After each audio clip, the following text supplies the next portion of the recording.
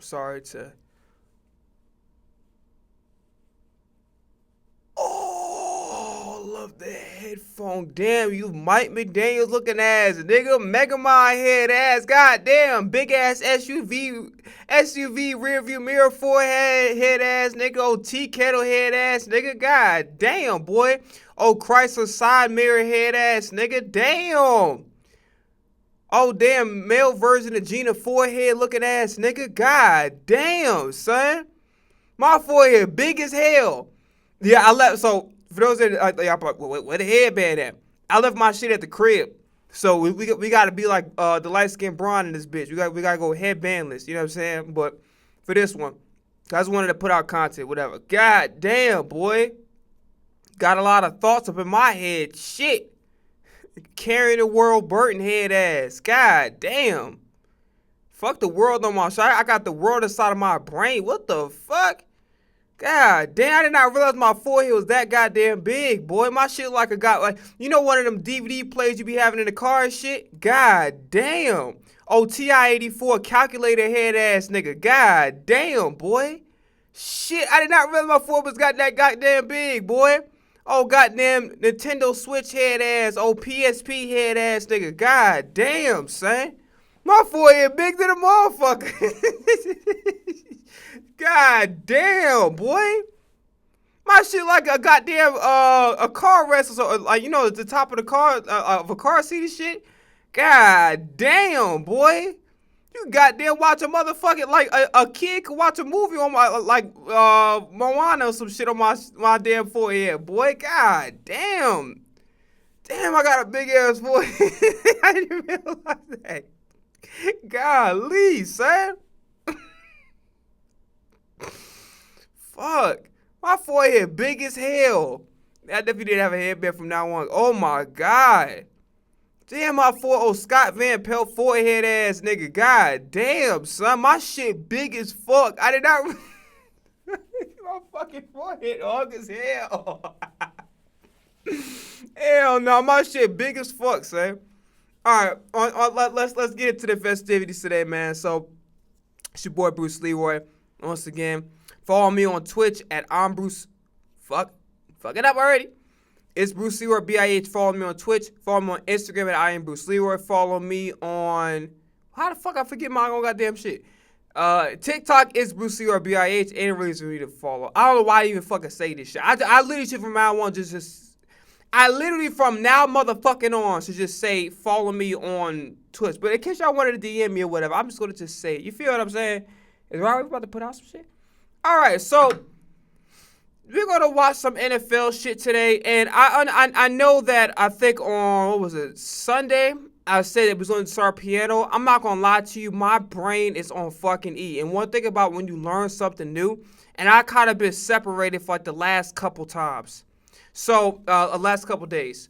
So, we basically reacted to random shit. And then we'll probably throw in a Carmella and Suzanne video. I don't know how long this shit gonna be, but we're just gonna be reacting to random shit. The first thing we're gonna start off with, George Pickens won't play the other now for the Cowboys. I'm gonna be honest with you. I do not. You know how I feel about Emmanuel Acho, right? I don't fuck. But I'm just interested just to see a little bit. I'll watch a little bit and see what's going on. And then there's some other stuff I want to react to, and that's pretty much it. By the way, I actually want to speak about some things really very, very, very, very quickly. Okay, so for those individuals that's applying for the Kai Cenat streaming shit, I'm going to be honest with y'all. For those of y'all getting mad at him, it's like, and I even heard some of y'all niggas talk about it's a scam. And this is what I fucking hate about people who do good shit for people. They try to nitpick at everything. Like, bitch, you understand, you don't have to do nothing for nobody. This nigga, like, Speed is the biggest worldwide streamer. As far as American streamer, Costa not at the top. The only reason why you won't talk about him because he just decided to go do fucking, like, bro, I'm talking about he was so fucking good. And this is the reason why, and I spoke about this before, and I'll say it again. The reason why Castanat took a break because he was so on top of his fucking game. He was so ahead of everybody else as far as his work ethic, the output, and what he was doing, and how interested and did all the creativity, he felt like he not living his life. He like, goddamn, all I'm fucking doing is working. So that's really in my honest opinion, if you ask me, that's the real reason why he decided to step away from streaming. It ain't because he fell off or nothing. When you at the top like him, you gotta work so. People don't understand how fucking hard this shit is. Like, people think that, I'm gonna be honest with you, people do not respect performing arts. And people don't understand, like, people did, like, and it's been going on for a long time. People don't respect performing arts. And people just think that performing arts is fucking easy because you just see the output, right? So you think, for instance, me talking behind the motherfucking camera. This shit took fucking 5 years to perfect. Nigga, I've been making content since 2021. There was a time where I couldn't even complete fucking full sentences in the first half of my video. There was a time that it would actually take for me 20 to 30 minutes to actually crack a joke that I could watch it back and say, oh, this shit was actually funny. And for me to actually just start getting in a groove. Now I can get in a groove immediately because I've been creating content for so long. And then it went to a point where I had to learn how to do short form content. I had to learn how to be funny right away. That shit takes time. It takes time, takes a lot of practice, it takes a lot of creativity and brain power. So a lot of people just think that because it's not fucking construction, that it don't take work. No, this shit take work. I know everybody's doing it, but the reality situation is not everybody can do this shit well. I could do it well, but it just is what it is. I already told y'all my story about, whatever. I'm not here to rehash the same shit over and over again. If you want to know the backstory, just look at my video on YouTube at I Am Bruce Lee, or follow me over there. Pretty much I'm putting damn near every Twitch stream on there for y'all to go rewatch it. For whoever the fuck is in the chat or not in chat, I don't fucking know. But yeah, the problem is the performing arts gets disrespected so much, but people don't understand all the shit that go work. Like, people say, oh, all you're doing is rapping. No, bitch. We even got more homework to do because now we gotta be on fucking social media all motherfucking day. We gotta be like musicians. I'm gonna keep it I'm gonna keep it all the way a beam. If you're not a vlogger as a musician, you are setting your fucking self up for goddamn failure. You have to be a musician. In order to make it in music, you gotta be a musician and a vlogger. You gotta damn near document every motherfucking thing you do. Now, there's certain things I'm never gonna fucking do, right? And I already told you with the music shit, I'm like I'm stepping away from it, right? If I come back to it, I come back to it. If I don't, then it is what it is. But here's the thing, okay? This is the reality situation. If you're not vlogging as a fucking artist, you are failing. Now, there's certain limitations I'm not gonna do. I will never fucking be so desperate for clout that I film myself by a job. You motherfuckers will never know where the fuck I work at. Now, if you happen to work across the street, you know me, you see me in real life, whatever, boom, boom type shit, it is what it is. But you'll never motherfucking goddamn see me with the motherfucking Dunkin' Donuts uniform on. I don't work over there, I'm just saying. Like, you'll never see no motherfucking Dunkin' Donuts uniform and shit and be like, America runs on Dunkin', and guess what else they run on? My song. By the way, I ain't finna hold you.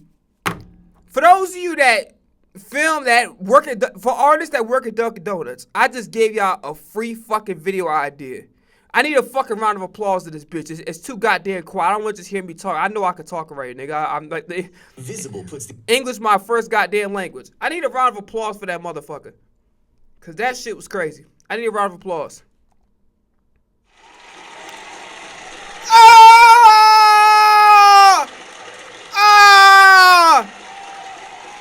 Fuck yeah! Alright, after my dumbass antics. But yes. Real shit. I lost my train of thought because I was fucking glazing myself. What the hell was I trying to say? Yeah, so the performing artist gets disrespected so fucking much. People don't understand what it takes to be an artist. Nigga, let me tell you something right the fuck now. And this is the honest to God truth. Niggas look at what Michael Jackson did and think that, oh, that shit is... They see the magic. They don't see the fucking work behind it. Bro, to reach that level of fucking superstardom where Drake... Like, you have to be okay with getting 3 hours of sleep. I'm gonna say this one more motherfucking time. Especially because in order to get to... I'm gonna tell you something right now. I don't give a fuck who get mad or whatever. As an independent artist, you will never be as big as Drake. And I've said this before, I'll say it again, like reiterating that point. You'll never be as big as Drake, and you'll never be as big as Michael Jackson being an independent artist. It just won't happen. You don't have the infrastructure or the support or the connection. The game is not designed. It's like, as an independent artist, you can make the money, but the game is not designed for you to be a fucking household name as an independent artist. It's not designed that way. Okay? Motherfucking TuneCore and DistroKid, them bitches about to get bought up by motherfucking Universal. Okay? DistroKid, I think, just literally went up for sale like 2 weeks ago. Okay? They bought up all the infrastructure. I fuck with Bandcamp. Bandcamp might be sold to somebody. I think Even already got sold. You understand what I'm saying? So, and if I'm wrong about Even, correct me, but I think Even got sold. So being an independent artist, niggas is not like, motherfuckers is so like caught up. They're so like, independent artists right now are in a disarray so much because with this AI shit, motherfuckers will have to go back to direct to consumer. But the problem is, if you don't have no motherfucking clout and you ain't pulling people like that, nigga, what the fuck is like? Okay, you could get. Here's the thing. This type of nigga that I am, and I don't know who else, how people operate. This type of motherfucker I am. I don't measure shit by numbers. I do and I don't. I measure shit by impact. So it's not necessarily about the numbers for me. It's about about what happens. It's about how many people can you affect through whatever entertainment medium you're putting out. It's not about trying to get this big million number. It's about how many people can you affect. Okay? When you speak, when you put music out, whatever the case may be, how many people can you actually that are directly impacted by your work? That's really where it boils down to. Because if we speak in numbers wise, Chief Keef wouldn't be a legend. Chief Keef wasn't fucking selling numbers like that. But Chief Keef is a legend, like Lil B, for instance, right? Not fucking selling 100K. You know what I'm saying? But at the end of the day, what their work was impactful. Their influence on the music industry and music in general, right? It's not just about numbers is great, okay? If you can get the social proof to back up whatever, that's great. But my honest opinion, impact is more important to me than numbers. Numbers is good, but it's like it don't say anything. It just says, okay, for the moment, people fucking with your shit. I'll give you a perfect example. Shout out to DZ Verse on TikTok. One of the funniest motherfuckers I've ever came across on social media. This dude is talented as shit. His skits be having me dying. People really like the Kobe Jack skits. I feel bad for his character. He was talking shit. I'm like, bro, at some point in time, if I ever seen a grown man get bullied like that, I'm like, my nigga, like, you gotta stand up for yourself, bro. You too goddamn old to be goddamn, that motherfucker just talk to you crazy like that. Even his goddamn girlfriend, Rebecca, be talking to him crazy. You know what I'm saying? But his skits, shout out to DZ Verse, one of the best TikTok, one of the best social media content creators out there, one of the best comedians. This guy is fucking hilarious. So people, his Kobe Jack shit been going up recently. And right now, DZ Verse is experiencing what Kehlani experienced with Folded. What the fuck are you talking about, Bruce? Let me explain. The problem with being famous now, or the problem with getting clout now in the good old year of 2026 is that, let's just say if you've been building a good repertoire of work, the new booties, like let's just say you get something that pop off. I'm talking about this shit is an outlier. Let's just say, for example, let's say DMX, right? Let's say Party Up. Because Party Up would have went fucking crazy, especially because it was actually a diss to Corrupt, and people didn't know it. To me, and there's no disrespect to Corrupt, because I like Corrupt too. There's no disrespect whatsoever. To me, Party Up is the greatest diss track of all time, and I'm going to say why. Because the shit did not even feel like a diss. It felt like a turn-up record. Like, Hit 'Em Up, it was fucking like no Vaseline. You feel what I'm saying? What's the other shit Drake had? We dissed Meek Mill. There was some shit that was obvious, right? Ether, obvious. What was it called? The Takeover, right? That was obvious. But here's we'll go underground and say Checkmate, right? By Jada Kiss on 50 Cent diss, right? But what made Party Up so special, when you hear this shit, it don't feel like a diss record. It literally feels like a fucking, it feel like a party anthem. But it actually was a diss to Corrupt. This shit does not feel like, when you listen to it, you can be singing along the words and you don't think nothing of it. Like, rest in peace, God rest the legendary DMX. And obviously when I say this, I mean absolutely no disrespect to Corrupt. Absolutely none. I'm just talking from a music consumer standpoint. It was so fucking good that you just sit up there like, meet me outside. Meet me. Y'all gonna make me lose my... And then you start going crazy and shit, not understanding, like, if you pay attention to the lyrics and shit, oh, that's towards Corrupt. You know what I'm saying? But that's a soapbox conversation for maybe another day. Maybe I'll never revisit it. I don't fucking know. But here's the thing. The problem with getting something that blows up, like, let's just say you've been doing a body of work for a long fucking time that's been outstanding. You'll get a new wave of fans. A lot of them are not tapped in. These niggas is cast. These niggas are there because your algorithm pushed you to the forefront because you got a crazy ass viral video. So right now, Kobe Jack, as of now, is DZ's best performing skits. It's not his only good ones, but that's the one right now that people are like fucking with. And I know that because people wasn't making videos talking about DZ verse until recently. I saw people like listen to people actually making videos to it on my feed. I'm like, oh shit.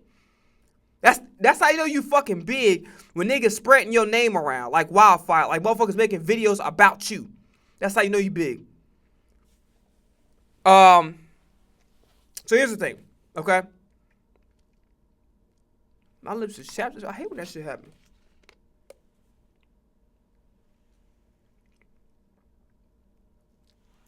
So here's the thing, okay? Keep it a bean.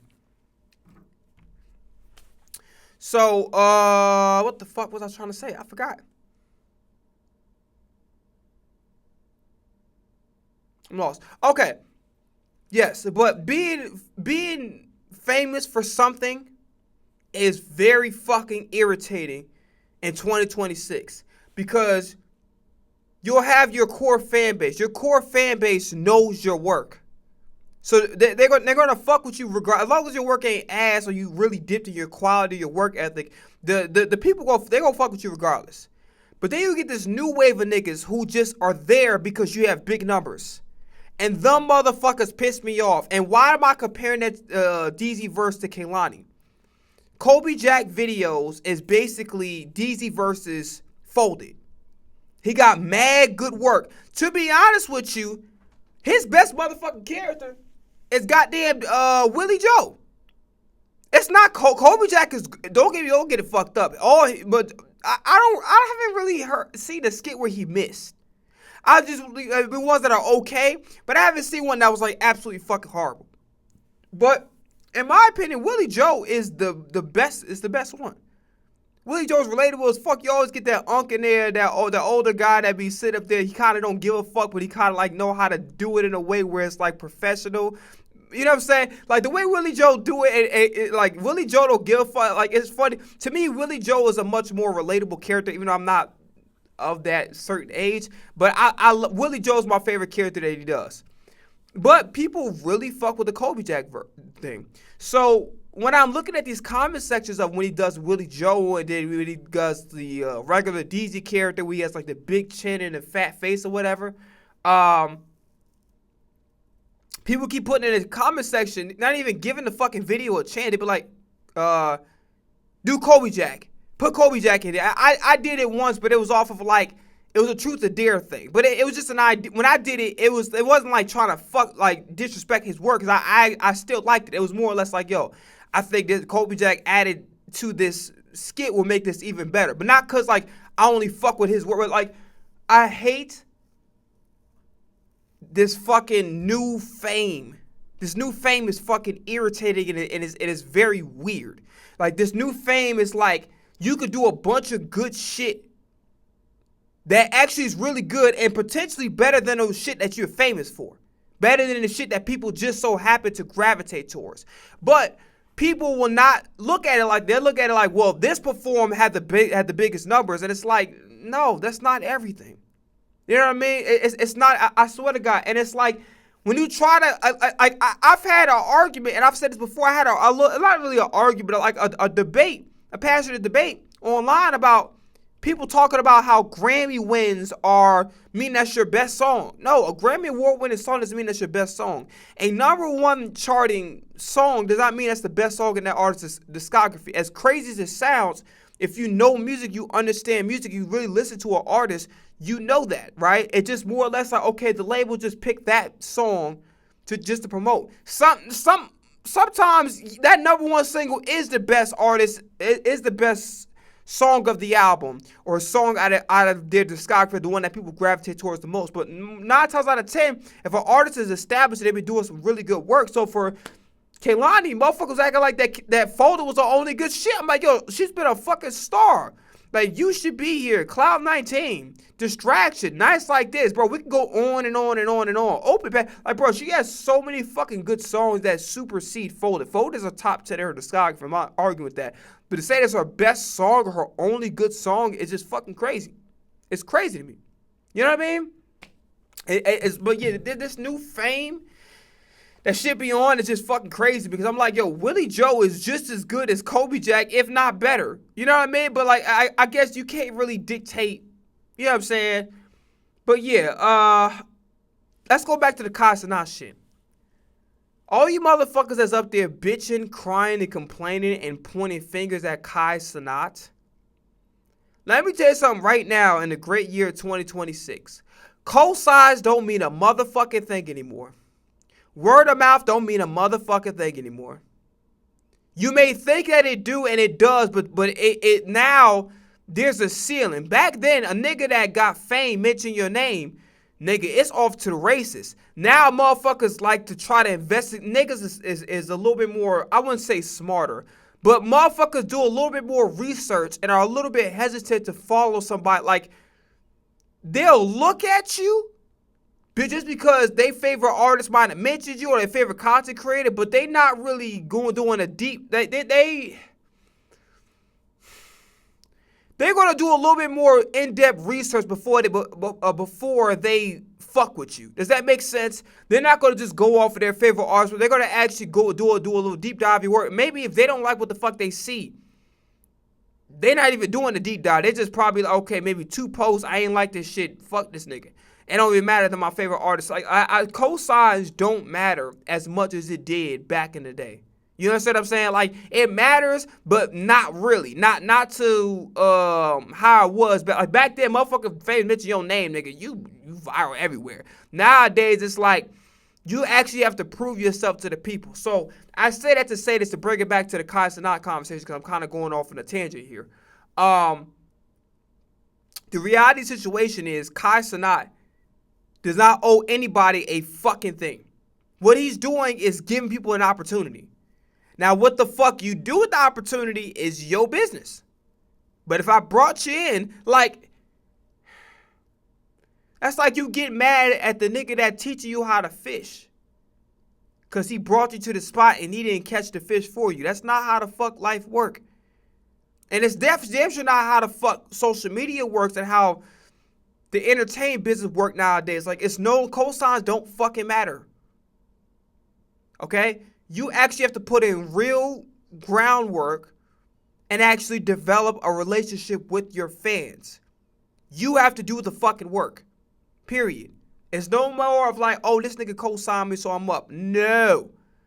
Niggas is going to look at to see, oh shit, if is this artist really as good as my favorite artist said that he is? And if he's not, it's just like niggas not going to give a fuck. They're going to move on. You understand what I'm saying? So the entitlement that some of y'all niggas have is just fucking crazy to me. You going to Streamer University does not mean you're going to fucking blow up, dumbasses. It means that, oh shit, I'm around agent. I'm around, like whoever the hell it might, I'm around Duke, whoever it may be. I'm around people who really do this for a living and people who really have had real success. But their job is not to fucking raise you like you little ass children. Some of you are teenagers, but still, that it's not their fucking job. Kai Cenat provided an opportunity whether you get accepted or you don't. But it's not a scam. It's like, number one, he got millions of motherfuckers applying to that shit.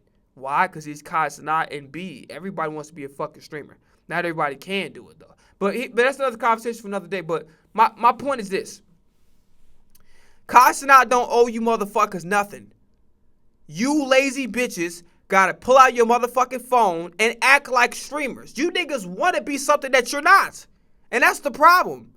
It's like you niggas want to be... You say that you would, like, streaming is my life. This is what I want to do for the rest of my life. I want to be great just like Kai Cenat is.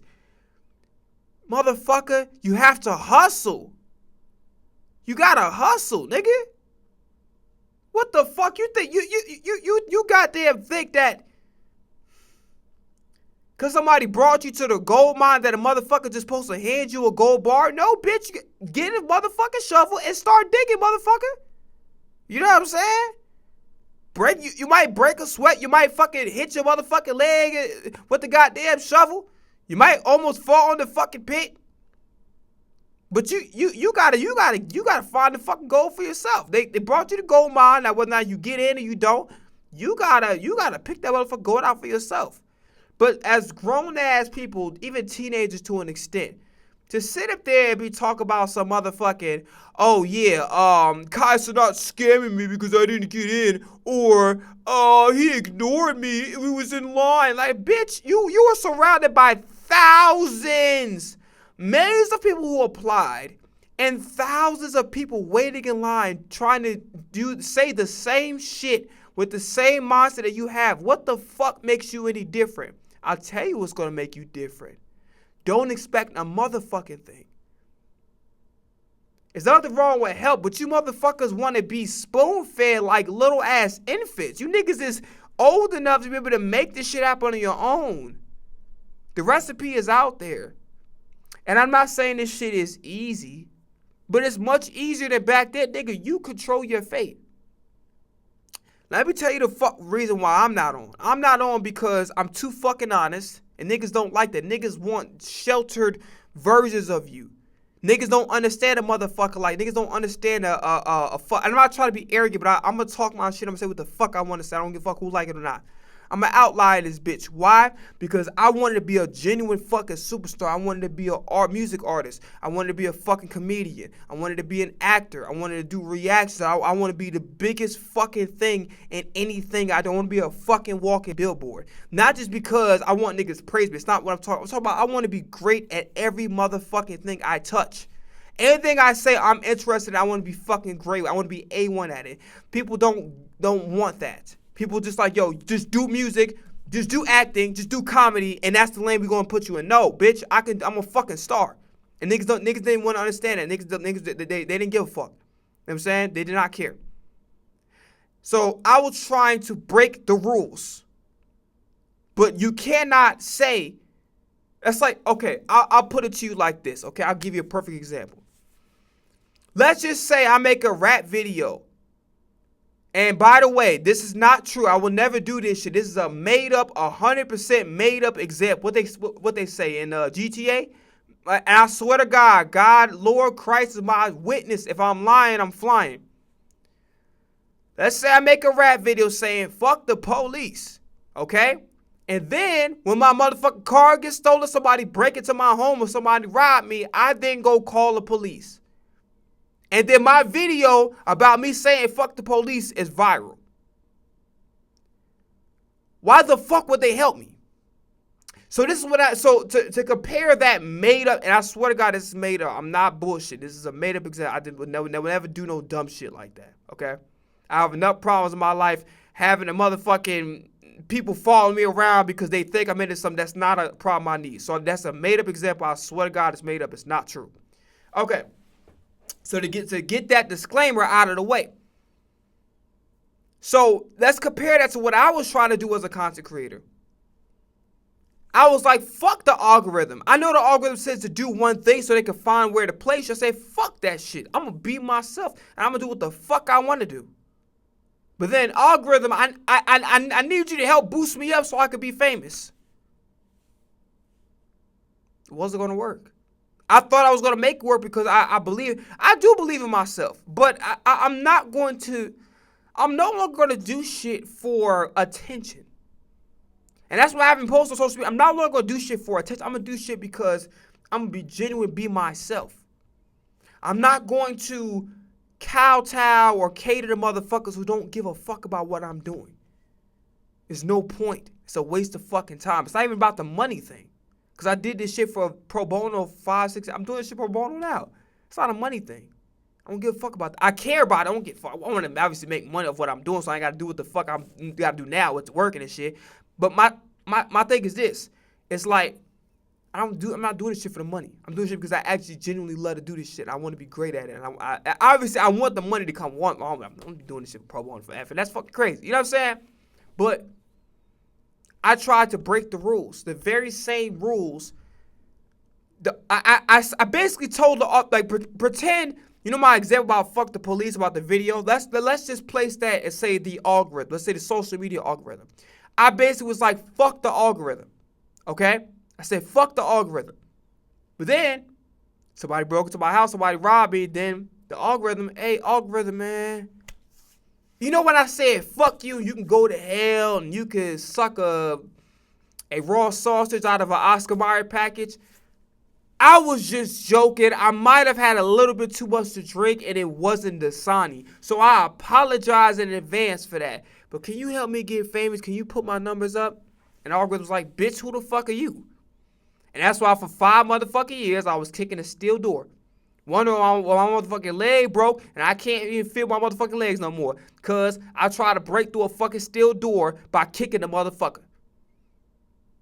So as a result, I'm still doing this shit pro bono. Do I give a fuck? No. It's just more or less, okay, and unfortunately, it took motherfuckers to really, like, talk shit and talk down to me to realize, like, you know what, we can't do, if you really want to be successful, you can't do shit the way you used to do back in the day. You have to change shit up. If you want to be successful, you got to make some adjustments here.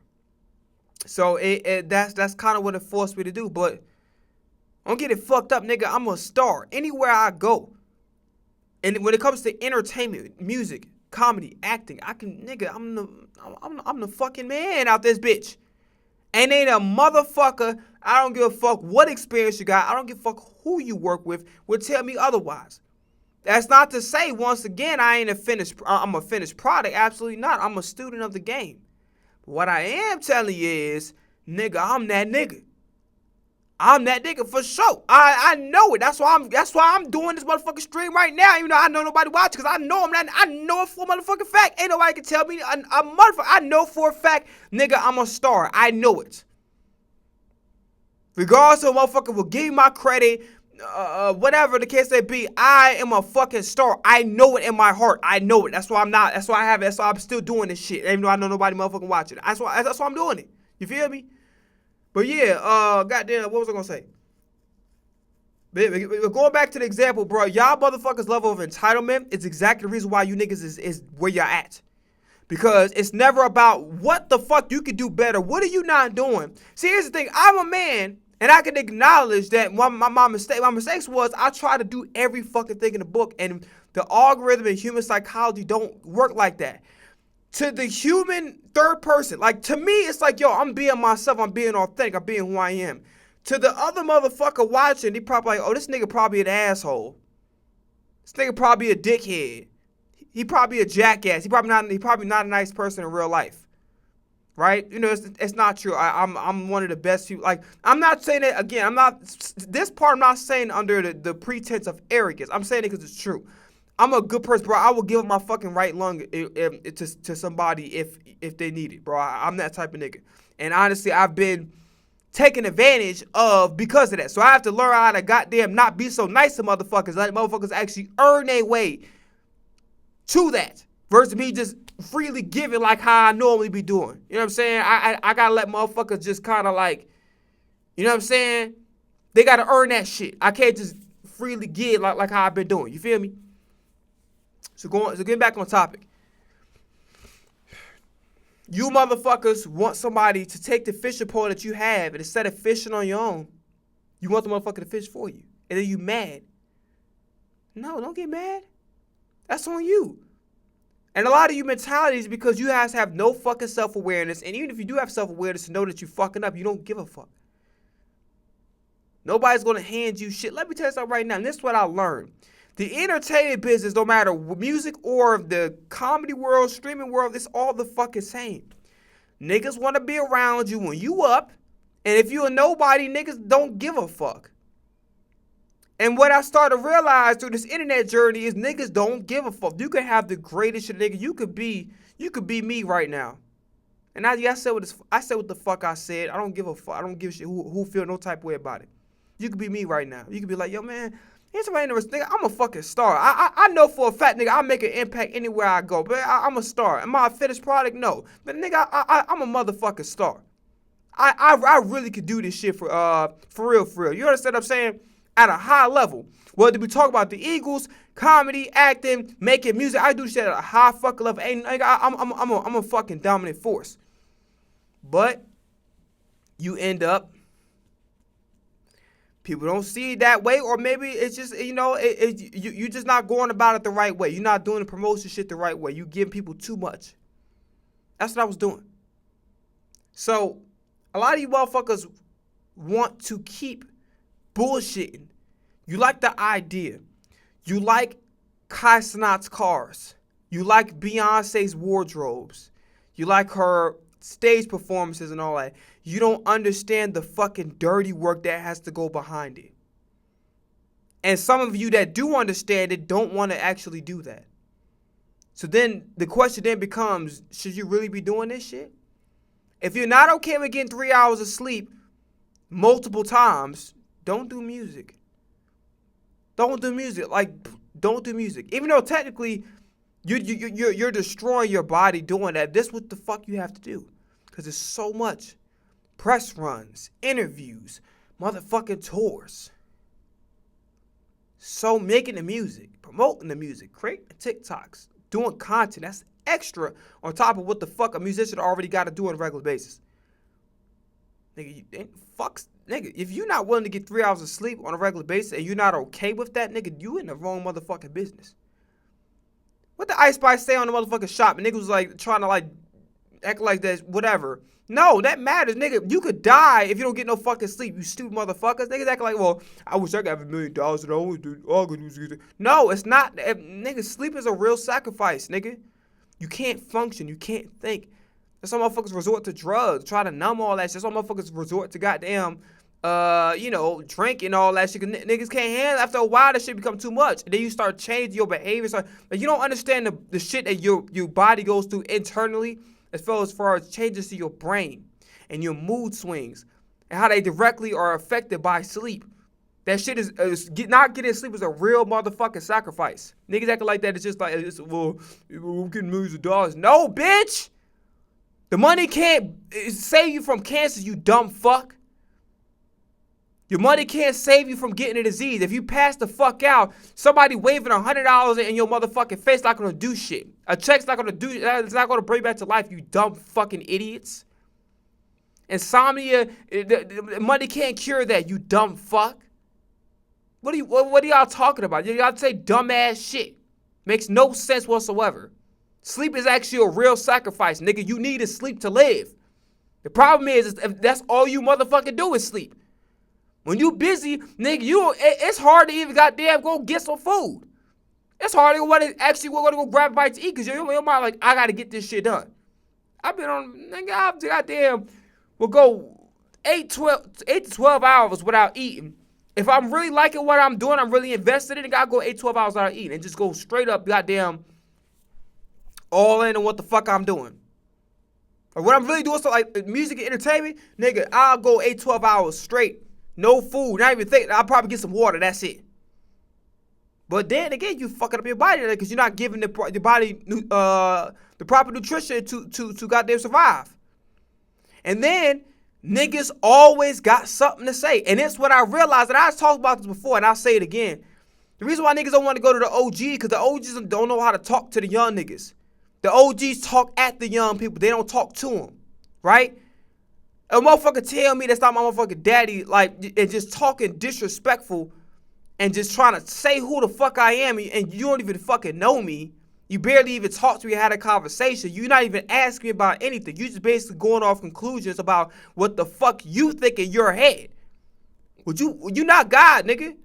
And a lot of these niggas get God complexes because they think when they get a certain amount of money or they accomplish something that they Jesus Christ in the flesh himself. No, you're not. Your word ain't law. You can be wrong. Just as much as I'm wrong, you can say something about my shit, and it actually, you can say, oh, that's not a hit, and it actually end up being a hit, and the people gravitate towards. But you don't leave yourself no room for error because your ego too motherfucking big. You think you Jesus Christ and the Lord and in the flesh himself. That's why niggas don't go to the OGs for help, because instead of a humility and coming in love, the most important ingredient is love. And I spoke about this before again about a CIA agent, all that torture shit. Like, yo, just come like with love. Like, actually, and you might get more information and get them to drop their guard more than if you just got there like, yo, where's it at? And start waterboarding them and shit. You know what I'm saying? So people don't understand the work that goes behind it, and the people that do, a lot of them don't want to do it. So then you really need to ask yourself, do you actually want to do what the fuck you're pursuing? The answer to the question, for most of you, you don't. Because the amount of sacrifice that it requires is real. It is real. Let me tell you something right now. This is what I learned too. If you're having fun doing music, you're not doing music correctly. I'm going to say this one more time. If you're having fun doing music, you're not doing music correctly. What the fuck do you mean? I don't mean in all areas. Like, my bad. I don't know if I saw that. I don't mean in all areas. Like, hear me out. When you're doing music correctly, there is less sleep. You're on the road all the time. You're doing content a lot. Hella TikToks, hella Instagram, all that shit. Then you gotta narrow your music down to the point where, damn, I want to create what the fuck I want to create. You can't no more. Because now you got a fan base that have a certain expectation of you. So if you want to goddamn experiment, you gotta wait. You can't put out all your motherfucking music. You gotta goddamn look at your finances and your budget to see what the fuck you could afford, or see, oh, this shit don't align with my brand. So even though I like this fucking song, I can't put it out. Because it don't align with my brand. I make R&B music. I made a motherfucking country song, and I think that shit is lit as hell. I can't put it out right now until I get enough footing on the ground to the point where I have a strong enough core artist where they're willing to support me in anything I do. And until then, I gotta hold it. So when you really doing music the right way, and you're not gonna like it. Like, it's one of them shits where it's like, I'll put it to you like this, right? Basketball, perfect example. Basketball fun in a motherfucker. Like, when you actually play basketball for real, you out there shooting and hooping with your friends, man, that shit fun as hell. When you become an NBA player, though, it ain't as fun. Like, what the fuck Coach Boone say? He was like zero fun, sir. When you actually doing music the right way, it is fucking hard as shit. And it requires a lot of sacrifice, a lot of time, a lot of commitment, and a lot of doing the annoying, mundane things over and over again and getting used to it. When niggas say that they love music and they deep in their career, that's because they've accepted the good part. I'll put it to you like this. When you playing basketball, when you actually in a game, that's like you record music. That's the fun part. Recording the song, writing the song, making the motherfucking song, that's just the fun part. Right? But basketball ain't just putting the motherfucking ball in the hoop and doing pickup games. That ain't just basketball. So basketball at the highest level is suicides. It's goddamn understanding the playbook. Understand what the coach expects you to do. Understanding your role in a goddamn team setting. Right? It's 1,000 motherfucking jump shots.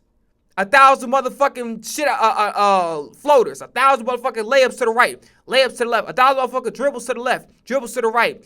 motherfucking what's the other goddamn drills called? Figure eights and shit. You know what I mean? Understand a 3-2 zone, a 2-3 zone, a 1-3-1. And goddamn understanding the game from a technical standpoint. Like, let's go to football shit that I love to do, right? A lot of people think, oh, it's Josh Allen throwing touchdowns and shit, but nah, nigga. It's goddamn avoiding injuries, playing in fucked up weather, preparing your body mentally and physically for a whole enduring, grueling ass season. The weightlifting, that's the shit that ain't fun. Suicides for basketball, up downs, 3-a-days for motherfucking football. That shit ain't fun. Outside in the hot ass weather with motherfucking mosquitoes and shit, the cold ass weather. Goddamn 5 degrees outside in the playoffs because your ass didn't win enough games to goddamn get the fucking home field advantage. Niggas don't talk about that shit. Niggas don't talk about the goddamn scrutiny of social media and the press, how it could be a distraction. Niggas don't talk about that. Like, making the music is the fun part, and probably when you get to the highest level, motherfucker, go watch the goddamn Q'd interview at KWN. I don't know if I'm saying her name right. I apologize in advance if I'm not. She said, yo, I don't even expect Doja Cat, nigga. Doja Cat went on motherfucker Instagram Live before she goddamn shaved her head, talking about something, I don't even have a chance to make music no more. I gotta say yes to everything. That's just annoying. They gotta go to Met Galas and all this shit and dress in all this expensive, extravagant ass shit. Look like a motherfucking human peacock in the goddamn flesh. Look like a goddamn ratchet ass ostrich. Like, nigga, like, bro, like, you know, no, matter of fact, not ratchet. I'm sorry. Look like a bougie ass ostrich. Nigga, you like the shit that a real artist gotta do to actually maintain a level of success. You wouldn't fucking want to do it. Like, a lot of niggas think that, oh, fame, money, cars, bitches, houses, and recorded music. No. If you actually do music the right way, like, you wouldn't like it. Like, I'm telling you right now, if you're actually doing music the right fucking way, you wouldn't like it. You wouldn't want to do it. If you doing music the wrong way, that's when it's actually fun. Create what the fuck you want to create. Post it when the fuck you feel like it. That's when it's actually fun. Because you move in your own time. But when you have to move on a time of, oh shit. Like, if I don't perform and keep showing up and keep my motherfucking foot on the gas, or I put out a flopping song. Like, when you on your motherfucking leisure time, you put out a flopping song. Nobody give a fuck. Like, you don't goddamn take a hit financially because you ain't making no motherfucking money. Nobody got you don't have no expectations. Nor do you have a fan base. So niggas like, who gives a fuck? And then nobody give a fuck if you flop, nigga. Okay, nigga, like, goddamn, you, what the motherfucking goddamn, Miles say, hit the C line. You know what I'm saying? Like, you one of them now. Like, congratulations, motherfucker. Like, you know what I'm saying? Like, now you gotta learn how to play some volleyball with your noses or your mouth or some shit. You know what I'm saying? But like, yo, when you're doing music the right way, this shit's not fun. Even when you're doing streaming the right way, it's not fun. I'm telling you, it's not. Like, when you're I'm telling you this right now. When you're doing music and entertainment the right way to the point where it's like you have to be successful, highly successful, top of the game, getting millions of dollars, nigga, it's not fun. It's a lot of work. It's a lot of being comfortable with doing the mundane, annoying shit.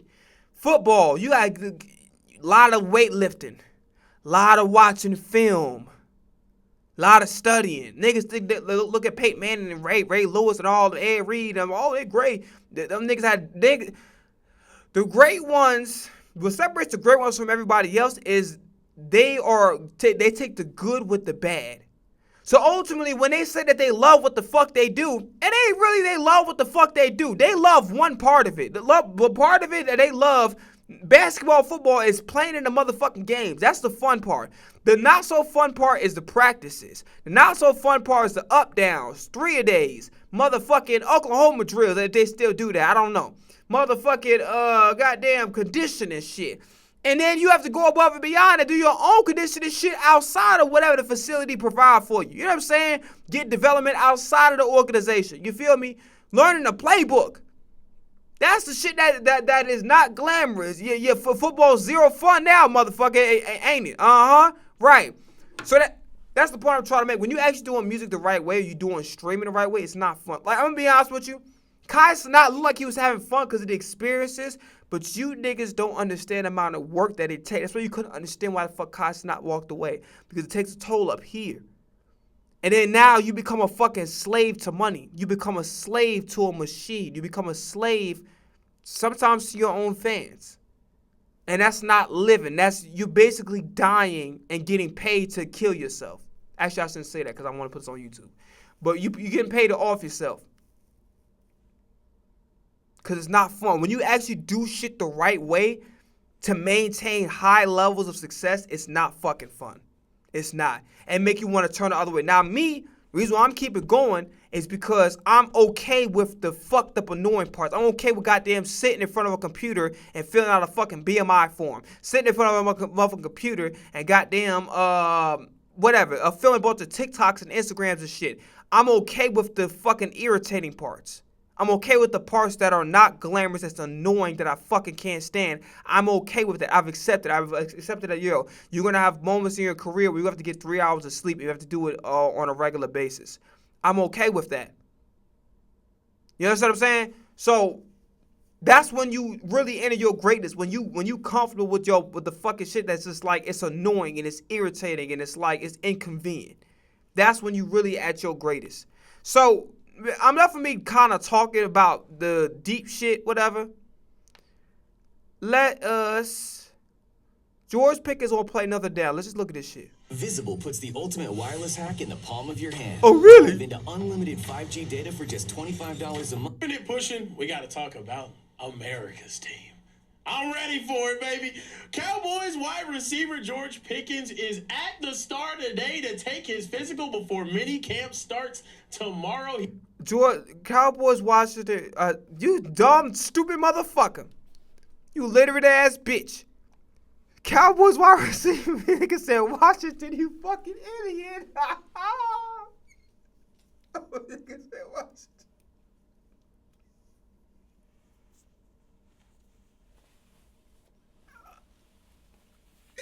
Son, you stupid ass just said Washington said wide receiver. You a fucking idiot. Oh my God. That's why, ladies and gents, that's why sleep is important. So now you niggas will take it easy on Ice Spice. Oh my God, you fucking idiot. Son, you are a fucking moron. Cowboys wide receiver George Pickens at the start today to take his physical before minicamp starts tomorrow. He did not attend OTAs, but expected to attend mandatory minicamp this Tuesday, Wednesday, Thursday. Interesting. He did not attend OTAs, but he is expected to attend mandatory minicamp this Tuesday, Wednesday, and Thursday for the greatest team to ever step on a piece of grass. Fella. And stop that bullshit, nigga. Stop fucking lying. Stop it.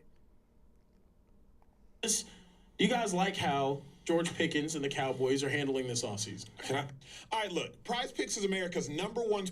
That's it. That. $50 in. He wouldn't do stuff like this. But I'm thinking two things. Either like he wouldn't do stuff like this. But I'm thinking two things. Either one, he's gonna go there and not do nothing at all, or two, is Jerry finally getting to him like, look, I ain't work with none of y'all players if he's your agent. Don't even think about two. Use it one. Okay. Minicamp you can get fined for. You can't get fined for voluntary workouts. You can't even really get fined for OTAs. Shady knows. Minicamp, training camp, mandatory. That word mandatory before, it means you can get fined if you miss it. George Pickens ain't giving up no money. Right. He'll be at minicamp. Is he going to do anything at minicamp? Hell no. His back hurt. He's going to be at minicamp, though. So I like how George Pickens is handling it. He's handling it in a manner that I'm not going to get fined. I'm going to protect my bread. But in the same breath, I'm not going to be playing. Shout out to him to going to minicamp. Going to minicamp is just to protect the $5, $10, $15, $20,000 that he might get fined. That's the only reason in my mind he goes to minicamp. If he puts on the cleats and he's on the field running them routes, that's a different thing. But I don't think, Kieran, this to me. Okay, that was nothing. So Kyler Murray is way too cocky. It was another thing. I thought they made the shit seem like it was business. And by the way, rest in peace to Alden Smith, man. I thought it was cool as hell about and I already spoke about mental health being bullshit. I spoke about it on stream before, like twice, and I said it on. I made a TikTok video. It's up on my page. I want to look at it, but And it's also up on my YouTube as well, like under Iron Bruce. I had the full video where I put it on all social media platforms. I spoke about this shit like 3 different times. I already spoke about how mental health is a bunch of fucking bullshit. But rest in peace to Alden Smith. That's really 36. That's crazy. You know what I mean? Like, so rest in peace. I'm glad that he was, maybe he wasn't in the best place, but, at least he was doing something positive before he died. So, that's a good thing. It sounds fucked up when how I say it, but, like, rest in peace, man. You know what I'm saying? Like, I'm not, and condolences to the Smith family as well, so. Okay, Kyler Murray shit. And then I want to react to Paul Pierce, because he said some shit that ain't make no motherfucking sense. He always says, like, nigga said he was better than Dwayne Wade. Like, niggas, stop. Okay, Kyler Murray is way too cocky. Dive into Visible. It's unlimited 5G data for just $25 a month. Vikings, Kyler Murray and J.J. McCarthy split first team 7-on-7 reps today, and things got crazy. Kyler Murray threw 6 interceptions, 2 touchdowns in 10 reps, and J.J. McCarthy in 9 reps had 8 touchdowns with 0 interceptions. The battle begins. Kyler Murray had some media availability afterwards and was talking about splitting the reps and how frustrating it was. I think the toughest part is, again, I was there for 7 years. I know I had 2 different, offensive systems, but at the same time, you're getting all those reps. Now having to split reps, it's me already being behind, not getting the amount of reps that you would typically want a guy to get learning an offense. That's probably the toughest part. Just again going back to the past, being in control of everything, understanding what we were already doing because I was comfortable within the system. Now coming in a new system, learning on the fly, trying to play fast, efficient, and then let it loose while learning. It's pretty. That's the toughest part. That's the toughest part, splitting reps with J.J. McCarthy. Fellas, does Kyler Murray... This nigga lost his fucking mind. Nigga, you dead as a bust. If we keep it in the bin, you a bust. You shown some glimpses of talent, but you dead. You low key a motherfucking bust. I ain't finna hold you. You low key a bust, nigga. Have you lost your motherfucking mind? Did your mind go with all the motherfucking injuries that you goddamn suffered, nigga? You crazy as hell. Nigga, you not even a guaranteed starter, nigga. You are there as an insurance policy, nigga. You think that the Vikings brought your ass over to actually be a day one starter? What you think you got the same relationship with Aaron Glenn and motherfucking Geno Smith, nigga? No! You are there as an insurance policy in case J.J. McCarthy not good enough to start. You funny as hell. Now, there could be some truth to what he's saying, but you don't say that shit out loud. Because why? It makes you look entitled. And if I'm the coach and I hear that shit, I'm not playing your ass. Because what the fuck makes you think that you bigger than the motherfucking program, that you bigger than the process? No, the fuck you not. You got to put in the same work like everybody else. You got to be inconvenienced in some ways like everybody else. And yeah, I think Colin might have some points there. But again, that's not shit that you say out loud, though. That shit you keep on, like, to yourself, really. And maybe you talk to coach about it in private, but you definitely dressed this shit up better than what the fuck you did just now because you threw motherfucking 6 interceptions in practice. And then you talk about how you need special treatment. Nigga, you not a guaranteed, nigga. You are an insurance policy, nigga. Probably you do not understand. That's like motherfucking Gecko think he more important than a motherfucking car. Like, nigga. The car that is being insured by Geico is more important, nigga. The motherfucking person that purchasing the goddamn insurance, nigga. You crazy as hell. Like, who the fuck you think you is to come up in the motherfucking brand new team with no history, no nothing, and think that nigga's supposed to just make shit convenient for you just because? I don't know if you see the writing on the wall. I don't know if you want my glasses, my nigga, because I'm trying to figure out where the fuck do you think you come off demanding how shit's supposed to run? That's like you goddamn come in the motherfucking crib. We up there preparing food, like, yeah, you know what, man? We really should have had salmon. I don't give a fuck what you think you're gonna have, bitch. Enjoy this chicken and rice, motherfucker, with a side of broccoli. But like, damn, you ain't got no hot sauce? You should have bought some in before you motherfucker came to the crib. We don't have hot sauce. And you can leave, bitch. And you can leave with your motherfucking wallet. Then you goddamn can go buy the hot sauce with yourself. You crazy to the motherfucker. So that you can come in and demand how shit's supposed to work.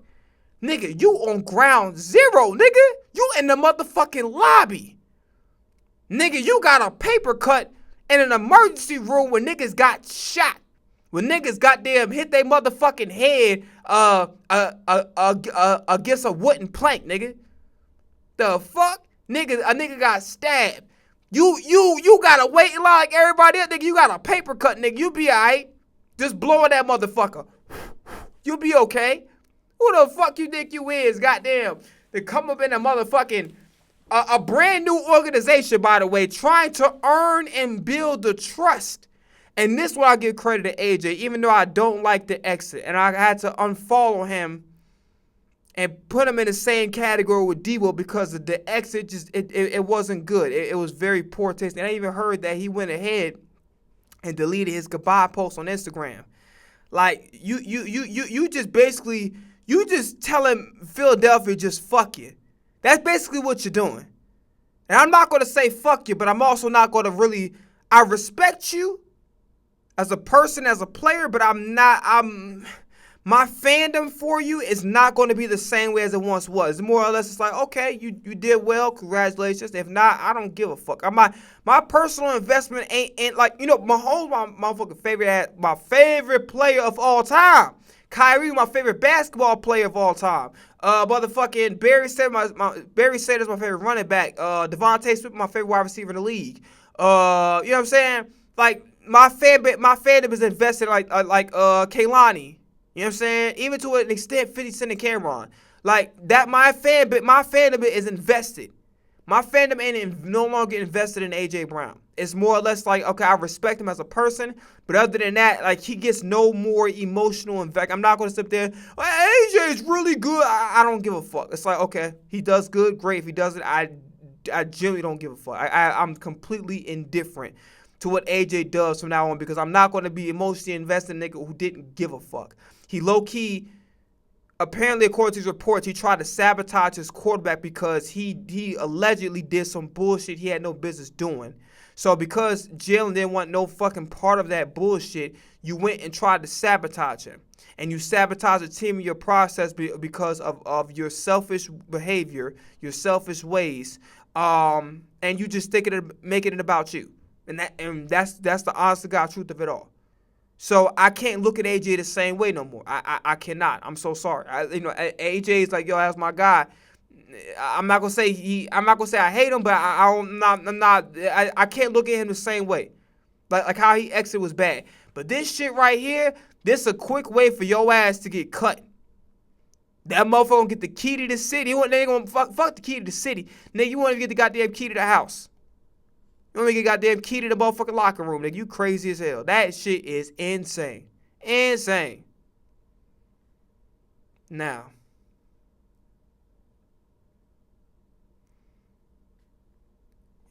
And I already spoke about Patrick Mahomes on the last one.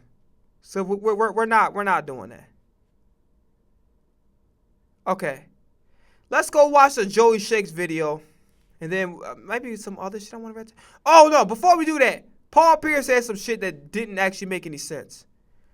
And we're about to uncover that. So I'm going to watch Cam Newton shit real quick.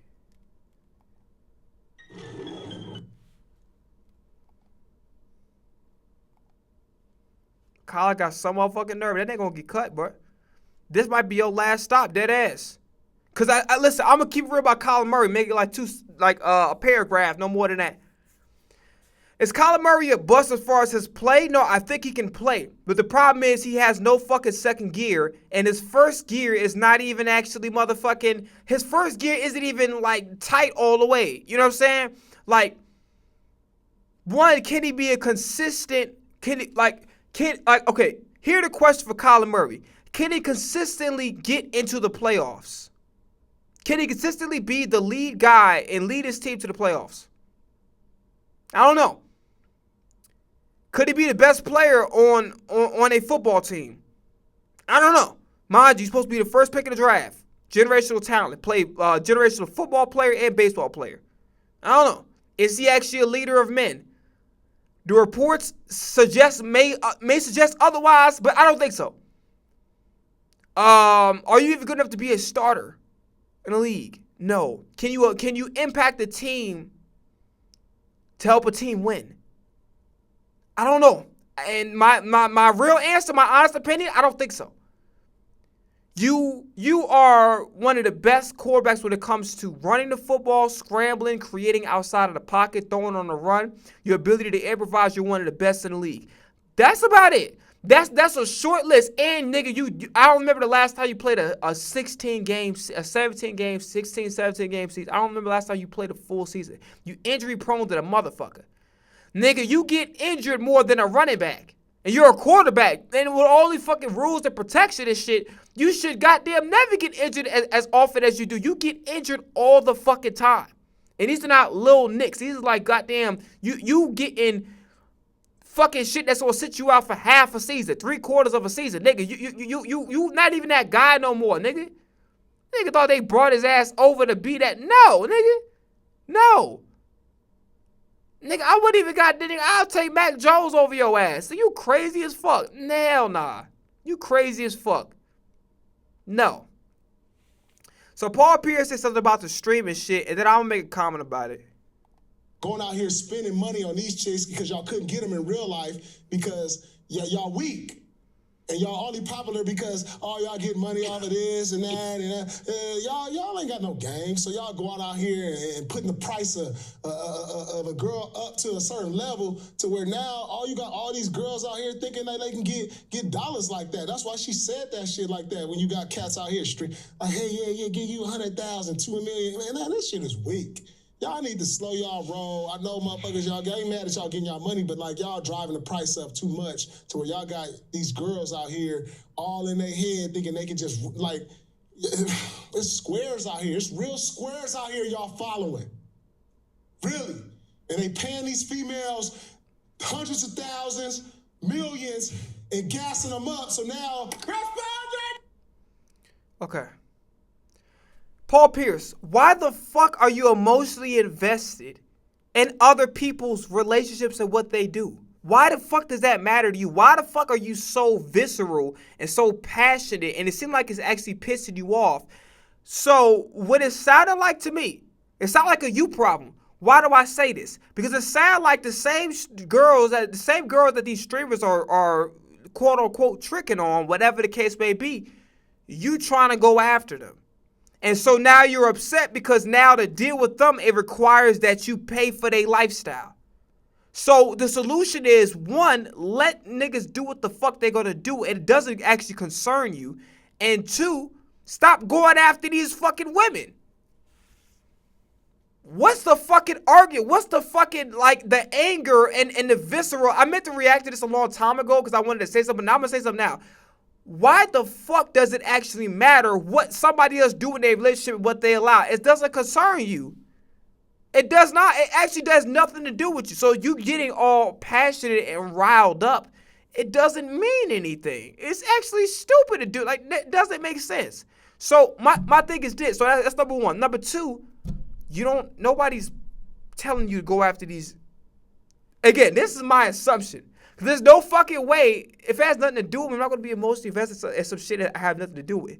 What it sounds like to me is that you're trying to get the women that these streamers are fucking with, and you realize that in order to get with them, because of the precedent that they have set, now they require you, like I said before, like 2 minutes ago, they require you to pay for their lifestyle. And if you're not going to do that, they're not fucking with you. So just don't fuck with the women then. Just leave them be. It's not that serious. But you getting pissed off. And here's the thing, okay? I'm gonna tell you where game is learned. Game is not learned on your own. You got to have a male OG in your corner, preferably a father. A lot of these people don't have fathers in the house. A lot of people were raised on the internet. And now I talked about the cell phones, right? Y'all know I talked about the cell phones. on the last stream, and then the damage that it does to the kids. It's like, you know what I'm saying?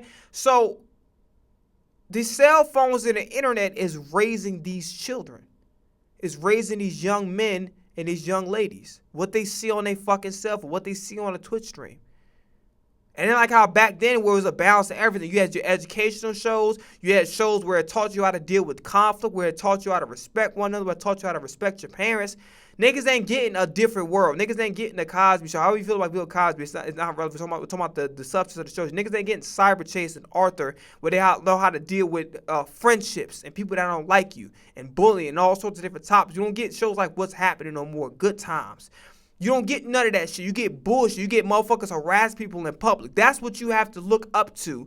Growing up in this generation is people harass people in public. People say, oh shit. And then you can't blame the kids because the kids looking at it like, oh shit, this motherfucker got 100,000 views because they see a big ass number on the likes. Oh shit, this nigga driving big ass cars, got a bunch of mates, can hang out with some bad looking women just by simply harassing people in public and saying terrible shit that they have no business coming out of their mouth. But guess what? They're rewarded with attention, and that attention then turns into currency. So the issue is that there's a lack of male role models, whether it be, again, and it takes a village to raise a child. It generally does, right? It could be your coaches. Hell, it could be your father. I'll give you an example. My father told me, and I think I said it before, like on a few streams ago. I said, my father told me, he said, yo, you have to act like you don't like a girl. I said, what the fuck? How does that make sense? I said, in my head, because I'm thinking like, yo, I want to show a girl that I love her. Why the fuck do I have to pretend like I don't like her? That shit is just fucking stupid. And then I started to realize, like, yes, you have to do that. Because women, especially women that know that they fucking bad, they don't like to be sweated. Because the thing is, it's like, okay, you just like every other nigga. If this person like telling me how good I look 10,000 times, and I'm not saying don't compliment a woman, what I'm saying is don't overdo it, right? Reciprocate what the fuck that you're giving. If you giving regular shit, then give her regular shit. If you going above and beyond, then you go above and beyond. I'm not saying that every relationship has to be transactional. Well, maybe in a sense. It's like this. Don't invest your time in a motherfucker who ain't investing your time in you. Don't invest your energy in a motherfucker who ain't investing their energy in you. It's really that simple. But a lot of motherfuckers say they look at a pretty face, a nice body, and they be like, I got to have that. Not understanding, like, nigga, you trying to goddamn ingest poison. That girl ain't no motherfucking good. She don't like your ass. And that's why she making your ass pay up the wazoo. Cause nigga, if she fuck with you, you probably don't have to pay a motherfucking dollar. She probably if she got it, she probably end up paying some of your bills. You understand what I'm saying? I'm not saying as a man you should expect that. As a man, you should try to provide for yourself. That's the purpose. That's what men's supposed to be doing. We're supposed to be try to provide for ourselves and try to take care of ourselves, not rely on nobody else to goddamn take care of us. But this is what I'm saying. So Paul Pierce is getting worked up for no fucking reason because the simple solution to all of this is, one, don't go after them. Just leave them be. If you know that these women are materialistic and they expect men to do husband responsibilities, and you're not her husband, then fucking don't date them. It's nothing to actually get upset or get riled up about. Don't be with them. What's with the fucking anger and vitriol with people that don't fucking know you and you don't know them? You don't know about their walk of life. You don't know if they had a male role model in their life to do. And how about this? You want to be a part of the solution? Why don't you teach the young men how to properly court a woman? That's it. If you're really so passionate about this topic, teach young men, yourself, because you're an older gentleman. You know what I'm saying? I'm not trying to be an ageist. I'm just saying you got experience. Teach these younger men coming up how to properly court women. Okay, so they understand how to go about it the right way. What's the right way and what's the wrong way? If you paying your way, that girl don't like you, so stop fucking doing it. You just wasted money, time, and resources that you could be invested in somebody who actually like you. Maybe not gonna be as bad. Maybe gonna be about a 6 or a 7, sometimes a 5 or a 4, depending. And it's not necessarily a bad thing, because I ain't like I'm the most handsome nigga out there. I got good features. I ain't the most handsome nigga out there. You know what I'm saying? But I'm okay with that because I know how to make it up for my personality. I know how to make crack jokes. I know how to talk. You know what I'm saying? And I'm confident in myself. So I don't have to sit up there and be like, damn, I need to be fucking Michael B. Jordan, Leonardo DiCaprio. I don't give a fuck. I don't care. I ain't got to be like them. I'll be like myself. And then If a girl like me, they like me. If they don't, they don't. If I like a girl really bad and she ain't reciprocating that same energy, I just don't give a fuck. I just be like, all right, you know what I'm saying? Respect. But you don't have to hate somebody because they are allowed to make that choice too. They don't have to like your ass. If they don't like you, they're not attracted to you, it is okay. It doesn't mean that they're a bad person. Be saying, fuck you, bitch. No, nigga, they just don't like you. They made the choice. They have every right to make the choice. They don't like you. Move the fuck on. You know what I'm saying? Life go on. And you go find somebody that like you. And then that's it. And then you decide if you want to be with that person or not. And that's it. All right. But yeah, that's all I got to say about that. I'm not. All right. So next thing we'll do is the Joey Shakes video with the Eagles. What you want to do is save hundreds when Liberty Mutual customizes your car insurance. Liberty boobity. That's great, but can you ask your friend? Some content. This video is sponsored by Prize Picks. All right, so let's go through the negatives of OTA's minicamp. Nitpicking, I know. We're going to go over a few things that need to be right going into training camp in a few weeks. Let's get straight into it all. What's the boogeyman? As a matter of fact, it was.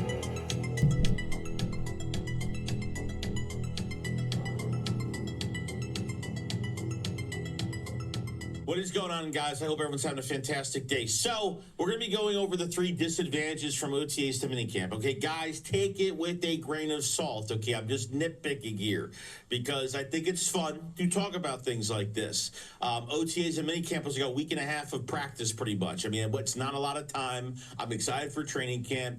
And yes, that's what we're pretty much doing right now. So don't take things too serious, but let's get into it. Okay, number 1 on my list regarding OTA's minicamp is probably the one that's pretty much out there. It's Mekhi Lemon's injury with his hamstring. He was working out for rookie camp and then kind of had the sleeve on his leg throughout OTA's to minicamp to where he wasn't practicing. Your first round pick is already having an injury. Can I be honest? We're so deep in our receiver room. Mekhi Lemon injured at this point in time doesn't actually mean much. It means something because obviously we all want to see our first round pick on the field. And a guy, Mekhi Lemon was a top 5, top 10 college football player this past year. So, of course, we want to see this guy on the field. Like, we drafted him, hell yeah, we want to see him play. But it's really not that bad because, one, he gets to learn from veterans. Devontae Smith is a great player, future Yellow Jacket wearer. He gets to learn from his other peers that are actually good. Hollywood Brown got experience. So he gets to learn, and Goddard, and also, he gets to learn from so much to actually grow his game. Him not playing, it's like, it sucks because we want him to play. We don't want him to be injured.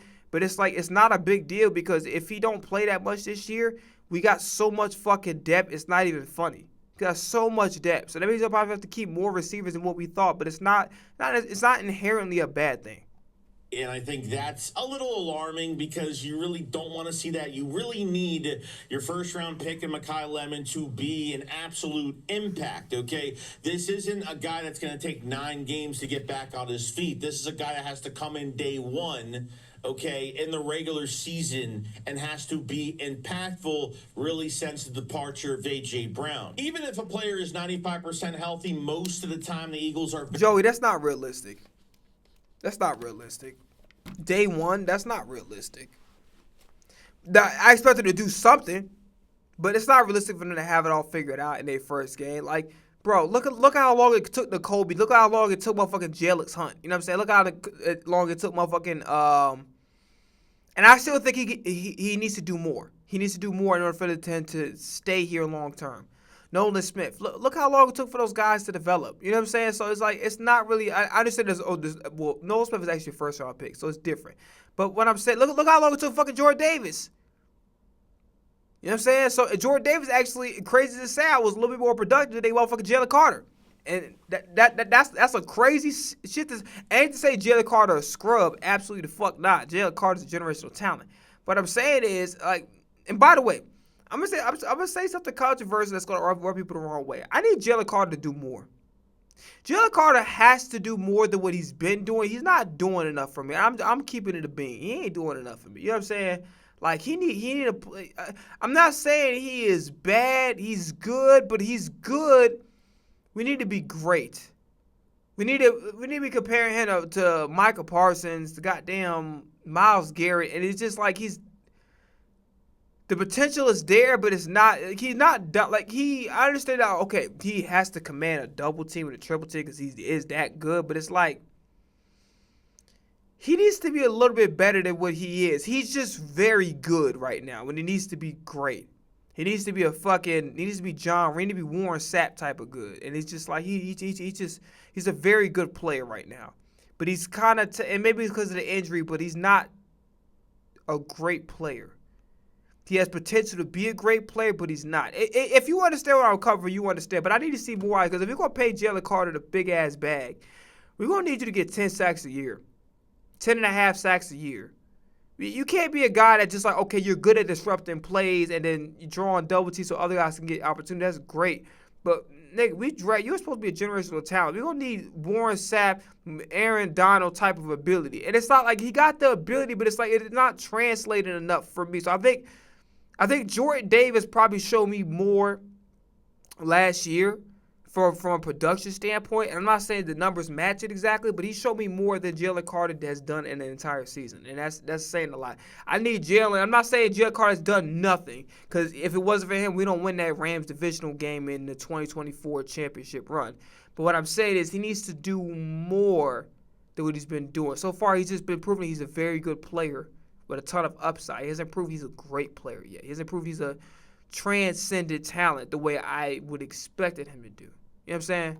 Very overcautious, okay, when it comes to players. And there's nothing wrong with that because you force players to practice and play, then things do happen. Kai Lemon needs to get to training camp and he needs to show up and he needs to stay healthy because it's just one of these things where we've had issues with players like this that have great talent but never could be available. Hence why these guys don't get long-term contracts like Nakobe Dean. Not available enough. Hurt every single year. Nolan Smith. No, it's not even that. First off, Nakobe Dean, when he was on the field, he was probably if not the best, one of the best blitzing linebackers in the league. Like Nakobe Dean was a fucking saddler. Nakobe Dean was playing at an all-pro level. So, yeah, the injuries happen, but it's like also one thing I noticed about the Eagles defense, don't really prioritize linebackers like that. It's like they want one good middle linebacker that can cover like Zach Bond, like a Jordan Hicks. They need one really good edge rush like an Hassan Reddick. You know what I mean? And then really they rely on their defensive line. If that makes the defensive line and D tackles to really help things out. Obviously, the secondary got to be good. But honestly, that's really why the Eagles play. The Eagles never really been big on having a bunch of fucking line, but that's not their system. Their system is we rely on our defensive line. We need one good edge rusher in a 3-4 scheme. We need one good middle linebacker that's can cover, and that's really it. Like the Eagles not really they're not really too keen on linebackers, to be honest with you. Probably would be a better player as of right now because of the I was even surprised as hell when motherfucking Howie took Jahad Campbell. And that was more or less, I don't think it would even happen if motherfucking Vic Fangio wasn't there. You know what I'm saying? his availability not being there. I think it really hurts his skill set and just hurts his development, of what he could do. But I think that one is really important. And as for wide receiver, I think it's going to be one of the most important positions to watch. How do you feel about Makai Lemon, this injury? Does it make you nervous? Does it not? You guys let me know on that. Now, number 2, it's going to be Eli Stowers, our second-round pick, okay? Now, no, I disagree. Because, if I'm not mistaken, we still got Calcaterra. I think we still got Calcaterra. So, it's too early to be concerned about tight end, too. Goddard's here. Goddard's an all-pro player when he's healthy. Goddard's a top 3 tight end in this league when he's healthy. So I'm gonna be honest, I don't really care if Eli Stowers. I want him to hit because obviously you draft a tight end in the second round, supposed to win a motherfucking Mackey Award. He better do something. Especially if we're supposed to be giving him the keys to the franchise, like how I went from Ertz to Goddard, you know what I'm saying? Even Brent Celek back in the day.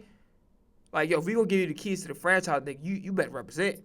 Cause that tight end position with the Eagles, like that gotta be an all-pro player for a little bit. You know what I'm saying? So you got big shoes to fill. But at the same time, it's like Eli don't have to. That's another guy. He don't bro. Like we got Goddard. At the end of the day, worst case scenario, we got Calcaterra on the roster. So it's like, it's not the end of the world. You know what I mean? You know, Calcaterra's blocking is shitty. But, you know, it is what it is. Oh, there was questions about Eli Stowers in OTAs and minicamp because he didn't really do much. There really wasn't anything crazy that happened with him, especially in 7-on-7s, 11-on-11s. I mean, he kind of disappeared a little bit, and we were kind of wondering why. There was some rumors, or we did see that he was wearing a sleeve on one of his legs, so maybe he was dealing with some type of injury. He wasn't doing any team stuff for a specific reason.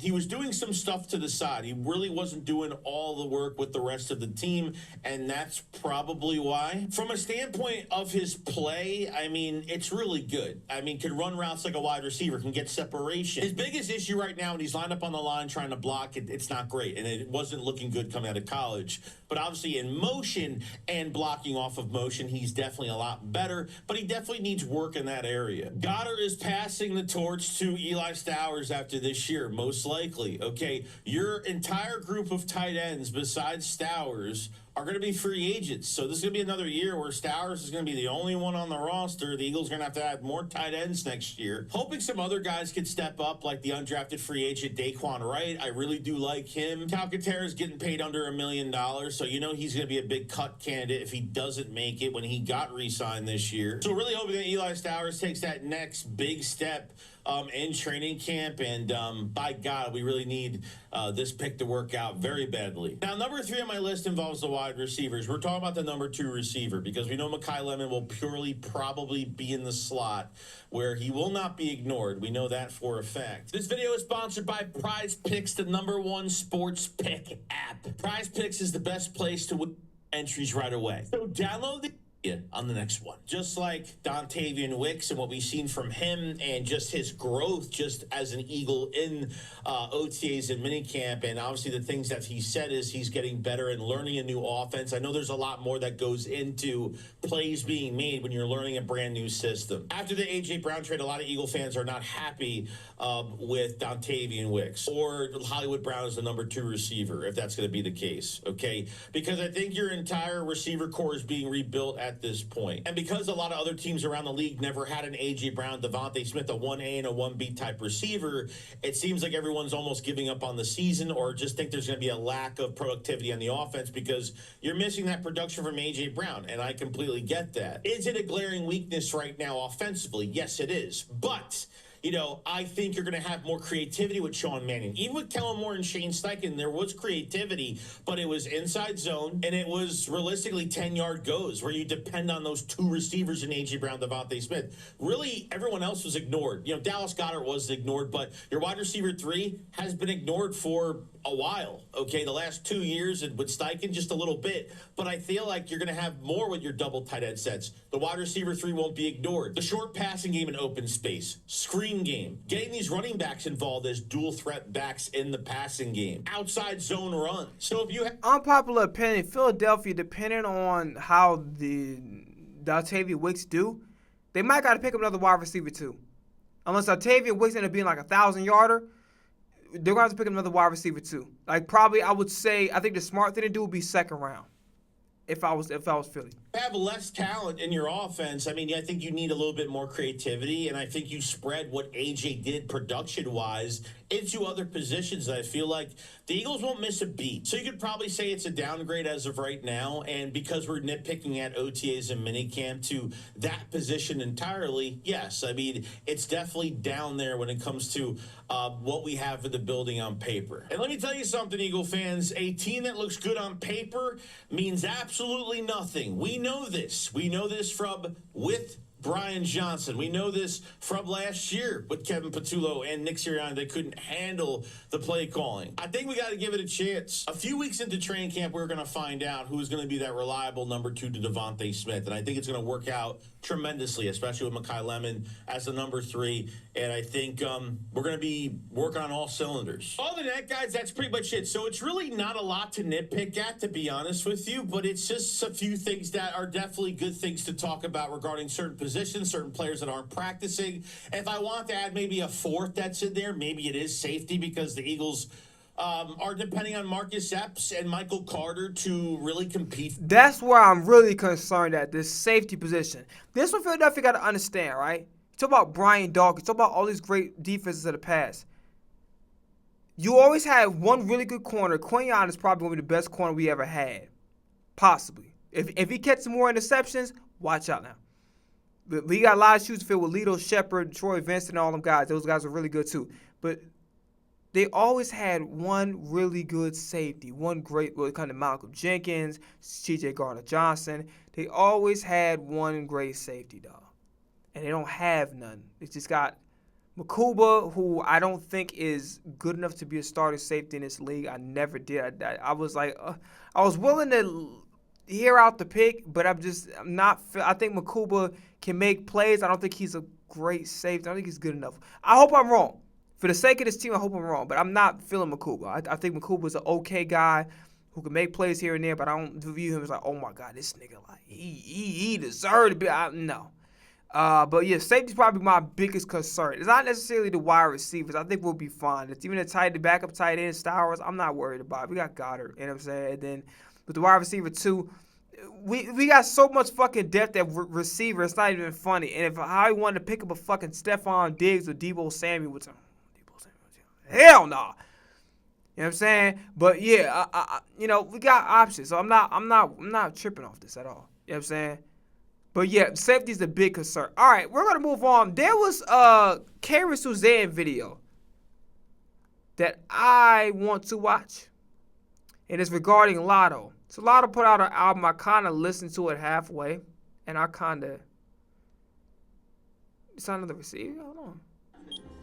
And this is from the woman Who over the there. fuck is Eric Just earned 5% Azukama? cash What the back fuck on is that? Also, if I start a conga line, will you join? Earn 5% cash back at different categories each quarter on up to $1,500 in purchases when you activate. Does your team's product review feel more like a panic review? Hey, team, please tell me we have an actual record. Jill have a 5K, 35, 40 touchdown season. I would hope so. My gut feeling tells me no. Yo, what's up, everybody? Welcome into the show. You're watching Philadelphia Eagles Now. My name is Chase Sr. Today's show is presented by Prize Picks, and we have another loaded slate coming up. The Birds just signing a wide receiver this morning. Is Lane Johnson rejuvenated? Does he have a couple of years left as arguably the best right tackle in the history of this organization and one of the best of all time? I also want to talk about an under-the-radar player for Philadelphia heading into 2026. Before we do all... I'm serious. I just want to hear the receiver we signed. We begin with some breaking roster news on this Tuesday, June 16th. The Philadelphia Eagles signing another wide receiver, a former draft pick of the Miami Dolphins, and Eric Ezukama. He was a fourth-round selection by Miami back in 2022, played his college football at Texas Tech, had a pretty solid career in Lubbock, very good size at 6'2", 206 pounds in the pre-draft process. He clocked a 4.55 40-yard dash, so moves pretty well for his size. At times, it could take him a little while to up the speed. He's also got a really good wingspan, and in his college career, that led to him having a really good catch radius. He was able to go up and get it and really come down with a lot of contested grabs. His NFL career hasn't ended up being a good one. Actually only has one career catch at the NFL level, so a little bit of a disappointment given that he was selected in the 4th round. And I went back and I looked at the NFL.com scouting report on Ezukama just to see what the scouts were saying in the pre-draft, which leads us to modern day, and why his NFL career fizzled out, and why he just recently had to play for the DC Defenders at the UFL level. Damn. He was a yeah, so I mean, in my opinion, it sounds like he a camp body.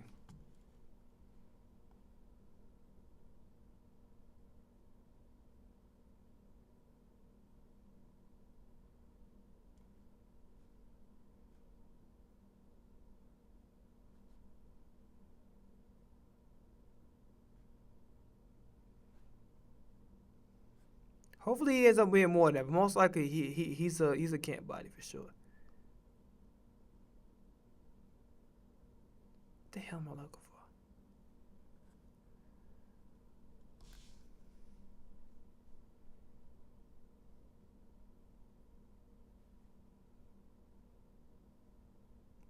I don't know why the fuck they giving this fucking clown Andre Williams interview opportunities. I really don't know. Why they giving this nigga, like, what the fuck? Like, people love stupid shit. When nigga come on some real shit like me, niggas don't like, they're like, whatever. But this little fucking clown who just sits on TikTok and spew fucking self-hatred rhetoric. This guy gets a fucking say cheese interview. I fuck with Sean Cotton. That's my guy. But I'm just saying, bro, why are we giving this clown a fucking platform? What the fuck is the other one he on? Jesus Christ, giving this fucking idiot, this little Harry Belafonte dressing motherfucker, we giving this nigga actually a fucking, like, what are we doing here? Come on, man. There's so many great people creating so much good shit and positivity in the world. We giving this clown a fucking why? For what? What the fuck am I looking for? Like, this nigga actually on, I didn't see this nigga on some real good interviews too. Like, this nigga, bro. Alright, I want to watch a Latto shit from, what's the name? Cameron Suzanne. Carmela Suzanne. Is that her name? Cameron Suzanne. Sorry about that. Okay.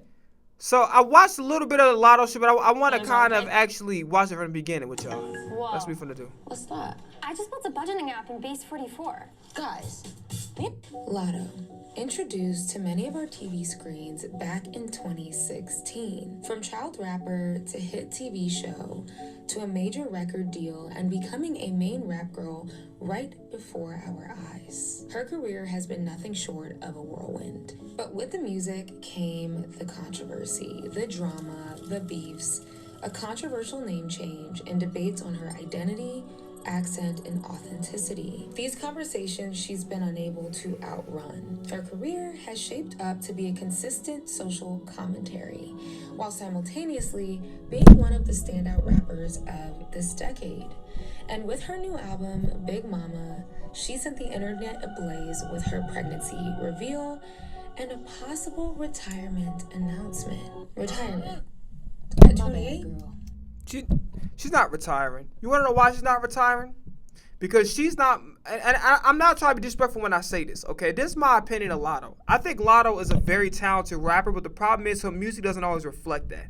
And sometimes it's cool that she's in her, I guess her, Drake, I think at one point in time was with, what's her sister name?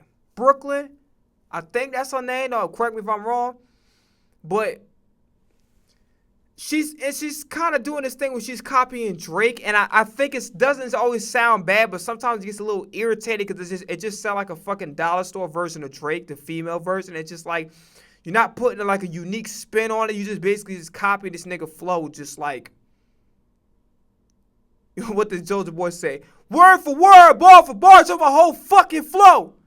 You know what I'm saying? Like, that's kind of how it is. But I feel like Latto is not, I don't know. It's very confusing because I have like multiple different takes on this. I don't know what she's going for.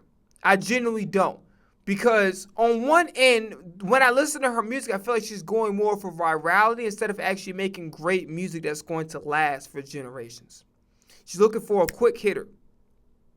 Looking for some catchy shit, some Young Miami type of vibe. And it's just like, she's such a talented rapper.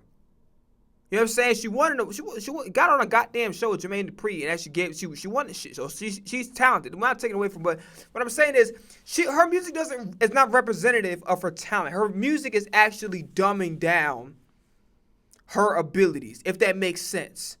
And I don't know if it's because they're trying to just like, okay, let's just get a quick hit out to try to just dumb it down for your audience. And it's like, there's so much depth that can be covered through your own personal story, which I feel like there's also a lack of when it comes to a lot of music. It's a lack of personal stories. It's very much cookie cutter, same female bravado. I'm shitting on you bitches, what she done said. And she uses shitting on you bitches bar for like 5 times in one song, then another 2 times another song regarding this album. And it's like just covering the same topics in the same way. Her vocal tone is unique, but it's just like I don't know. I don't know if the label is pulling the strings and telling her what she needs to release. I don't know if it's the man. I don't know what the fuck it is. But I do know that her music is not representative of the talent that I know that she has and the amount of depth that she can actually provide that I think can go from, because right now, the way I look at it is she's between a 40 to 60, she's between a 25 to 60,000 first week artist. And hardly even, I say 25 to 50 to 55,000. Maybe 60,000 if she got like a really hot single that's actually doing numbers. But a lot of music to me is just like, it's not encapsulating her full ability. And it's just like, it's kind of like, all right, it's like her music sound like if I go listen to Young Miami Show, I listen to Sexy Red. It's like in that type of vibe. I listen to Megan. It's like it's the same cookie cutter shit that's been done by a vast amount of female artists, and it's just like, all right. I will say though, I like some of her production on the album, like that shit Hostage with 21 Savage. I like that song. I like the okay shit. I'm not really crazy about the song, but I do like the beat. But it's like, I don't feel like Latto's bad. I just feel like that she's just kind of like, she's dumbing down her shit, and it sounds like it's dumb. It doesn't sound like it's like really saying much or giving much thoughtful perspective or an interesting story that the listeners can latch on to. It's very cookie cutter, covering the same topics that female rap bravado talk about, and it's just not offering anything fresh, anything innovative, anything that's like you're pushing the boundaries of the artist. You're just kind of just going for quick hit. Spin that bag. I don't fuck with broke ass niggas. I'm so rich, make my own money, shitting on all you hating ass bitches. And it's like, it's the same fucking song, just regurgitated on the most generic ass track. Again, production was a little better this time around, but it's just like, it's not offering anything new. It's not offering anything, it's not pushing the boundaries artistically. Because what I feel like her label and the team is doing is they're more or less resorting to, let's get a quick hitter. Let's get something that all the women in her audience can go sing to. These niggas ain't shit. Niggas ain't shit. These niggas ain't shit. It's just like, I don't want to listen to that, because I listen to that from a bunch of other artists and it's not interesting. You're alienating an audience, because if you can get a male audience, like, I'll give you a perfect example. Miseducation of Lauryn Hill, right? We talk about early Nicki Minaj work. Even though Nicki Minaj is a legend, you know what I'm saying? She's not even really in this conversation. You don't have to do shit else. Everything on what she do from here on out is icing on the cake. But this is what I'm saying. What made Nicki Minaj so interesting, what makes Rhapsody so interesting, what makes even though I feel like, in my opinion, Samantha Sin just sounds like a female version of Jid. And I like Jid's music a little better. But I'm not saying Samantha isn't being herself or trying to copy. To me, she's like a female version of Jid, and I think Jid makes better music. But you look at ladies like Rhapsody, Tierra Whack. You look at motherfucking, hell, even Doja Cat. In Doja Cat, I feel like it's more like dangling a pop, but like there's something interesting and a unique perspective they're providing. Missy Elliott, Miseducation Lauryn Hill. It doesn't alienate any artist. It's female empowerment, right? Even niggas listen to No Scrubs, and that's supposed to be a diss towards us. You know what I'm saying? In a way. But like, if you just completely alienate an audience, it's just like you're limited. Like everybody, male or female, has appreciation, and it's not necessarily my favorite genre of music she makes. I'll be honest. I'm not a huge Lauryn Hill fan, but I do respect the Miseducation Lauryn Hill and the impact that it's had on music. It's like, listen to that album, don't feel like it's alienated. It feel like it's something in there for everybody. Does that make sense? And it's like, and it feels like it covers a wide range of relatable topics. The songs is well put together from beginning to end. It's just a well done album, and it's just like, I think we're in a society where niggas don't give a fuck about craft anymore. It's all about virality. And because craft takes time, it takes energy, and it takes, like, how should I put this? It takes time to develop your craft. And in the beginning, you might not get appreciated. Like, it took the fucking Jay-Z get 27, 28 to get actually signed. You know what I'm saying?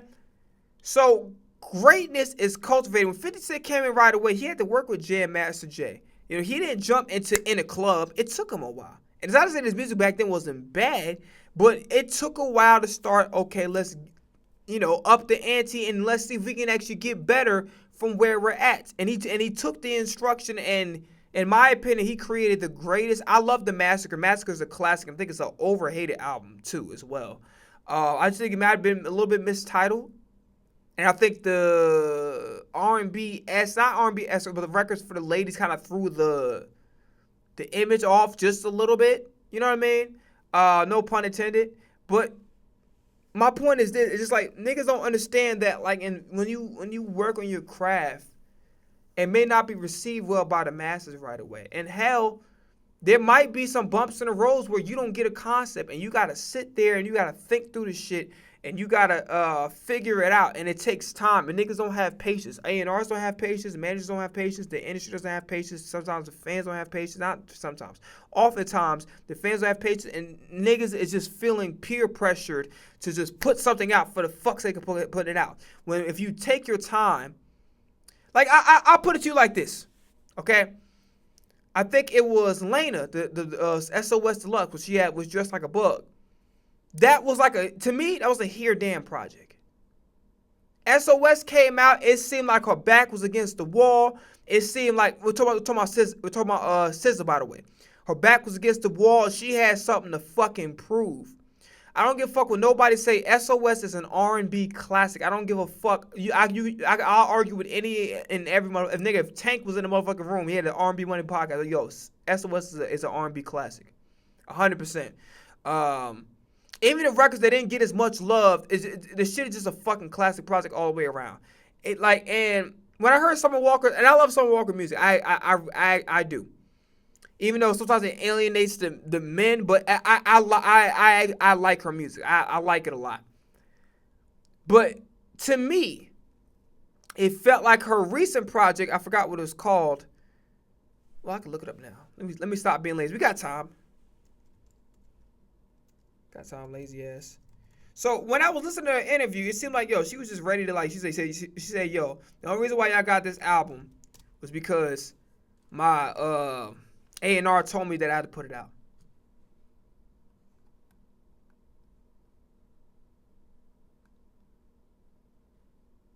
Finally Over It was like a here damn album. When I heard Still Over It, even Over It, but I like to me, her best album, her whole discography is Still Over It, to me. Even though Over It had the bigger hits, Still Over It was her best well-rounded project to me, in my opinion. But finally Over It was like a here damn, like, you know what I'm saying? And she even kind of said it, she was like, yo, like, you only got this shit because my A&R told me to goddamn put this out. You know what I mean? But people are so fucking afraid of people's opinion. And more oftentimes than that, when you do paralysis by analysis, you never achieve your greatness. Just go out there, put in the fucking work. It's okay that you didn't get it right. It's okay that you didn't figure this shit out. You don't have to have everything. We live in a society where now motherfuckers don't have patience. Niggas are not okay with failing. It's okay to fail. You know what the fuck that means? You tried, nigga. That means you attempted something and it didn't fucking work. Okay, let's go find out. Let's go take a break from it right now. Let's go back to it tomorrow. Let's find out why it didn't work. Okay, boom. And just be patient. And the niggas around them aren't patient. They're very demanding. No, nigga, greatness happens over fucking time. Greatness don't happen overnight, nigga. Tom Brady didn't become fucking Tom Brady overnight. Patrick Mahomes had to sit in a whole fucking year. Even Tyreek Hill was like, yo, did you expect Mahomes to sit? Nigga was like, Tyreek was like, hell no. You know what I mean? Patrick Mahomes, my opinion, and not just saying it because he's my favorite player of all time. He said, yo, that's the motherfucking, what you call it? He said, hell no, I ain't expected to play like that. But guess what? He's the greatest quarterback to ever touch the fucking football. He's the most talented quarterback to ever touch the fucking football. You know what I'm saying? So it's okay to not do shit right. And so much of the industry, when it comes to the A&Rs and niggas in the industry, everybody is so fucking impatient. Nobody's willing to see shit through. If it's not an immediate payoff, it's like niggas just like whatever. No, it's okay that the person didn't know that they had to do this. It's okay that they didn't know. The internet doesn't mean that the internet doesn't turn people into Jesus Christ. Does that make sense? It's okay to make mistakes. It's okay to not know certain things. It is fine. The internet and the fans that think they fucking fake ass A&Rs, you know, they couldn't even have a fucking career if you had fucking LA Reid sign them right then and there. The point I'm trying to make is that greatness takes fucking time. Michael Jackson took years of getting beaten by his fucking father. Motown, Berry Gordy, Quincy Jones. It took years, nigga. To reach Michael Jackson, arguably the greatest artist of all time, in my opinion, is Kanye. But it took years. It took years for 808 Heartbreak. It's okay, nigga. It took years for DMX to get on, nigga. Niggas was laughing at DMX. Like, we don't want to hear this nigga bark on the track. Hell no. What the fuck you think he is? What you know what I'm saying? But now niggas fuck with DMX. Now he's a legend. Rest in peace. You know what I'm saying? Like, bro, greatness is about handle rejection. Fuck peer pressure. There is no pressure. The only pressure is let's continue to fucking work every day. That is the pressure. The pressure is not about fuck what the people think. Fuck what any of these fake ass A&R niggas online gotta say. What fuck any of these little ignorant ass God complex OGs gotta say. Nigga, the real motherfucking work is you. The real pressure is on you. It's on you to show up for yourself every motherfucking day. That is where the pressure is. Not on the fucking people, fuck people's expectations. It is on you to fucking deliver on your word. That means put in some fucking work every day. So have self-awareness to say, hey, listen, I need to work on X, Y, and Z. And go motherfucking work on it. That is where the motherfucking pressure is. Not on that other shit. That's the pressure, nigga. To show up for yourself when you feel like it, and damn sure when you don't fucking feel like it, that's when you want to push even harder. That's what it's about. That's what greatness is, nigga. It ain't motherfucking, oh, I gotta get this sales quota. No, that's how you fucking fail. Because you living through the eyes of the people. The people don't know what the fuck they want. I told you, niggas like hide in the bushes and wait for your numbers to come, then niggas come. When it feels safe to do so. Put in the work for you. Because you want to be, because something inside of your motherfucking chest and in your head of yours say that I want to be like Michael Jackson, even though I'll never get there. But in my head, I'm better than motherfucking Michael Jackson. Obviously not. Nobody is. But in your head, if you operate like that, nigga, you unstoppable. Nigga, Kanye, they told Kanye to his face. And I ain't gonna lie, y'all niggas didn't watch that Netflix documentary, I think it's called Genius or whatever. Bro, his story is relatable as fuck. That man broke through so many fucking barriers. Niggas telling him, no, niggas say, oh, you're just a producer, stick to that. He said, no, fuck you, I'm a rapper too, bitch. And then now niggas was on his dick when graduation popped off the way it did. And then he started doing all this other shit in the mid-2000s and having #1 album over and having the run he did. Now niggas was on his dick. That nigga was on his dick. And sometimes I feel like that Kanye don't always go about the shit the right way. But I understand why you feel the way you feel. Because, yeah, I'm going to talk my shit. You want to know why? Because you didn't fucking believe in me. Why the fuck should I humble myself for you? For fucking what? You didn't believe in me. You told me all I was a producer. You told me I wasn't good enough to rap. You told me I didn't belong here. I fucking forced my way to the point where I annoyed the fuck out of you. To the point where you got irritated. I forced my way to goddamn... for you to recognize me, nigga. You didn't fucking, like, what the fuck I should be humble for you for? Bitch, fuck you. You told me I wasn't allowed to pop my shit. I wasn't allowed to say that I'm great before the people approved it. Who the fuck are you? And he said, bitch, now, like, niggas can't tell me nothing, right? Excuse me, was you saying something? You can't tell me nothing. And it's a gift and a curse that he had that mentality, but in the same breath, I understand why Kanye acted the way the fuck he do, because niggas didn't believe in him. The only person who believed in him was his mother. The only person that was like really in his corner, and by the way, shout out to the cameraman that was with him and some of his like close friends. But the only nigga that really believed in him was motherfucking goddamn his mother. His mother saw his greatness before everybody else. That's why when he lost, I think part of the reason why some of the shit that Kanye be going through is because he missed his mom. Like his mom was like his best friend. You know what I'm saying? So his mom was his everything. His mother and him spoke the same language. It wasn't even like they was mother and son. It was like damn near like siblings. They understood each other.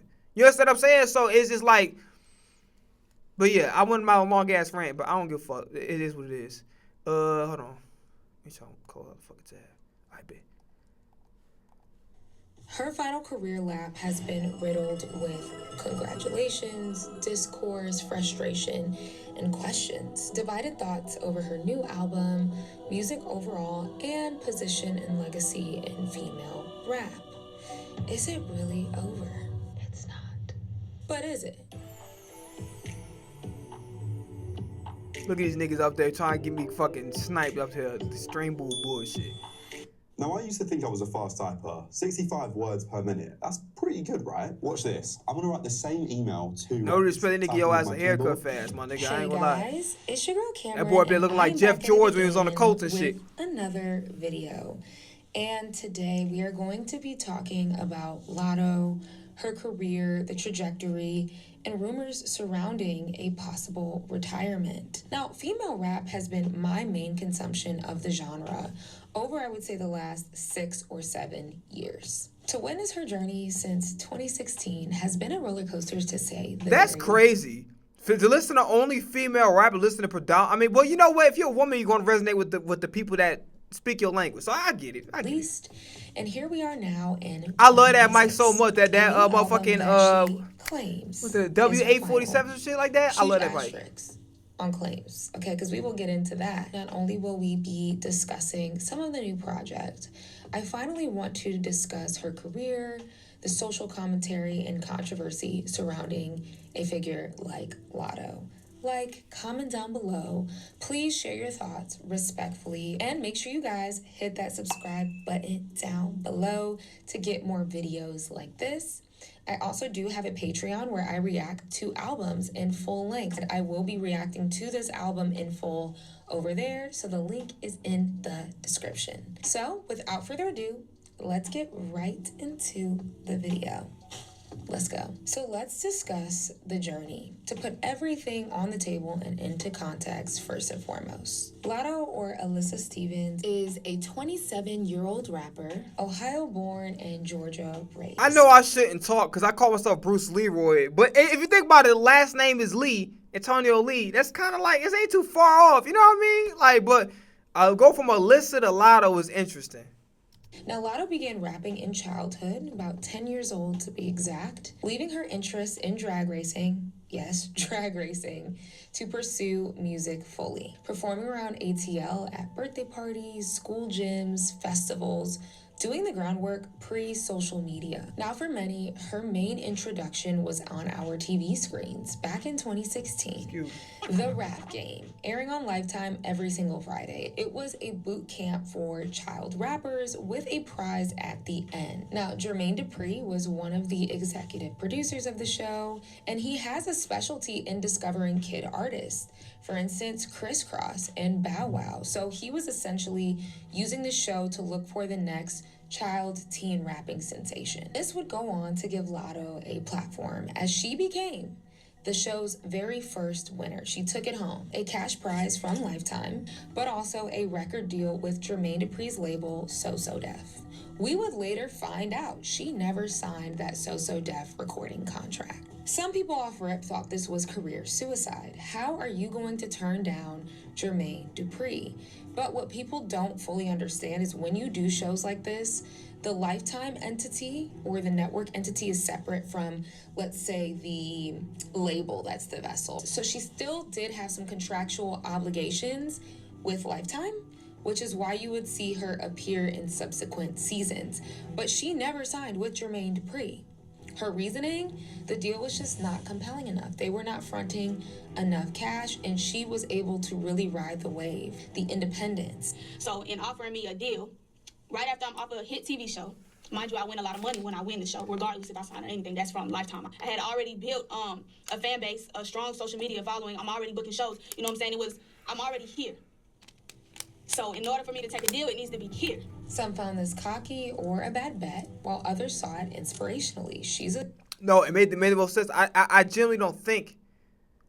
Call me crazy. Don't disrespect Jermaine Dupri, but I gotta keep it real with you. I think if she signed Jermaine Dupri, I don't think her career will be where it's at. Because here's the thing: the way Latto's career is, Latto can turn this shit around anytime she feel like. Well, she needs a hit, and then maybe, who knows? Somebody may have slept on that album. Then maybe somebody found like a deep album track that nobody really fuck with in the beginning, and then heat up. It depends on how she gonna tour off her album and shit when things all said and done with the baby and all that.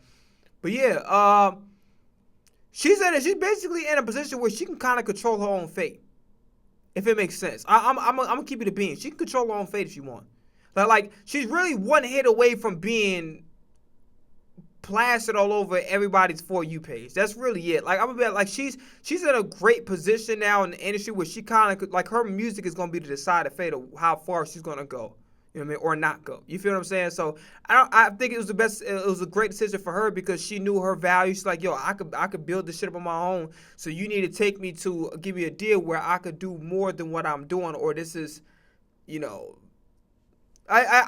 made the right decision in my opinion. A young girl who knows I don't think what you can she's argue worth. with it. Right after the show, she released an EP. You can, but consistently dropped singles, performing, doing mid-sized shows, and networking with industry folks. This show was a propeller. I don't think a lot of my success has to do with winning the show that I was on. I think the platform itself launched my career. But her time on the rap game wasn't a walk in the park. This is where we start to talk about building perception. From the time that Latto showed up on people's TV screens, there has always been this cloud of drama and judgment. Y'all remember her little beef with Super Peach and Young Lyric, and all the diss tracks that would spawn out of that. I know, not this teenage tea. This was a thing that played out on the show. This was something that played out after the show and in real life. She was no stranger to being competitive. In Latto's mind, she was going to make it regardless. Whether you were with her or against her, she did it. Years later, in 2020, she finally signed a contract with RCA Records. Dun, dun, dun. More about them a little bit later. But after scoring her first Billboard Hot 100 entry with her song From the South, which came out in 2019, that reached number 95.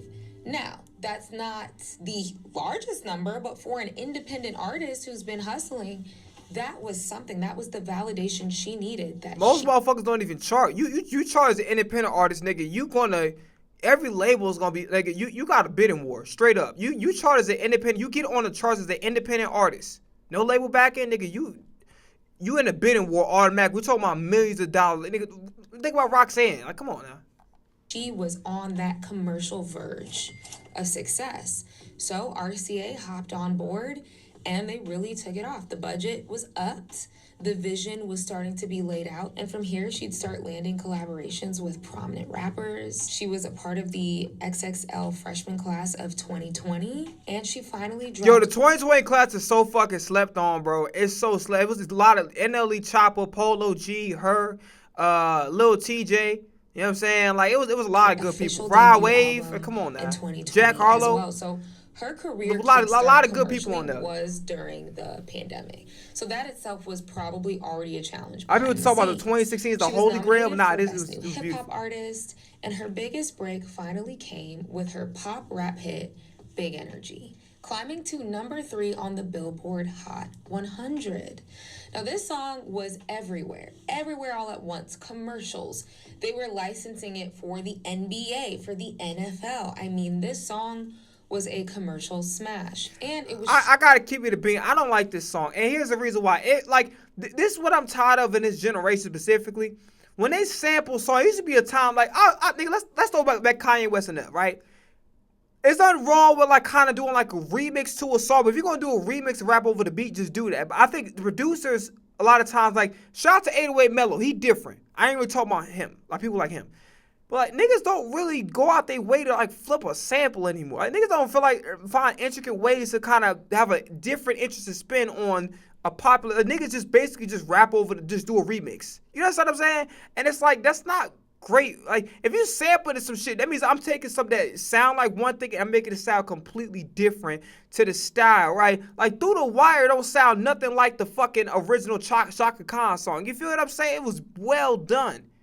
We don't get that shit no more. It is and niggas, when they do songs with the samples in there, they repeat the same fucking melody. It reminds me of the goddamn sequels that come out with the movies. Niggas try so hard in sequels to try to match up every fucking detail or try to bring up references from the past movie. Stop doing that.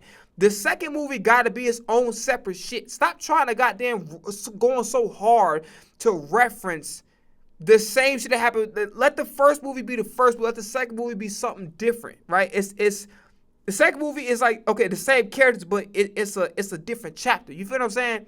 Like, if you get it, you get it. You understand what I'm saying? Like, it's just, to me, it's annoying because it's like, bro, what am I about to say? Yeah. So, like, bro, just actually, like, what was I about to say? The producers are fucking lazy, and they don't do a good job of really thinking of cool different ways to flip a sample. And on top, and 808 Mellow is like one of the very few ones of this generation that actually does it. And the other part is these rappers are so fucking lazy with their songs. Like, when they sample a song or they really remix it, they fucking make references. They use the same lyrics, the same fucking melody. And it's just like, bro, like, that's what this song reminded me of. And I'm not saying, because it said big energy, but this shit was just, it was too much tied to the original Fantasy track. And instead, like, it seemed like a song that was just like, a label was just like, yo, we put money behind this shit. Like, you know how when you hear a single and it don't sound like an organic, it sounds like some shit you listen to and be like, yo, I know for a fact the label just, the label's trying to force this shit on the people. That's kind of how it is. It didn't seem like a fresh perspective on Fantasy. It just seemed like a fucking complete ripoff. And then the lyrics were just, it wasn't all that. You know what I'm saying? I think a dude wrote the lyrics for her. So it was a basic ass song, not really innovative. Didn't do anything to really flip Fantasy. It was a basic ass song with basic ass lyrics, basic ass content. And it just seemed like, okay, we're going to play on the nostalgia factor. We're going to make the video look really, really good. And we're going to force this shit to become number one. It kind of reminded me of Polo G's Rap Star. Like, you listen to that shit, it's like, it's not even close to Polo G's best song. Why is this shit number one? Like, bro. And ain't no respect to Polo G. I fuck with his music, but, like, that was the furthest thing from his best song, if we being completely honest here. You know what I'm saying? And this shit felt like it was, the label forced this shit on the people rather than it being an organically good song. Like, Folded, for instance, Burning Blue, these shits were organically good songs. You didn't have to, like, fucking have to force everything and play on this nostalgia. No, it's just, this shit was just organically great fucking music. And that's the difference. You feel what I'm saying?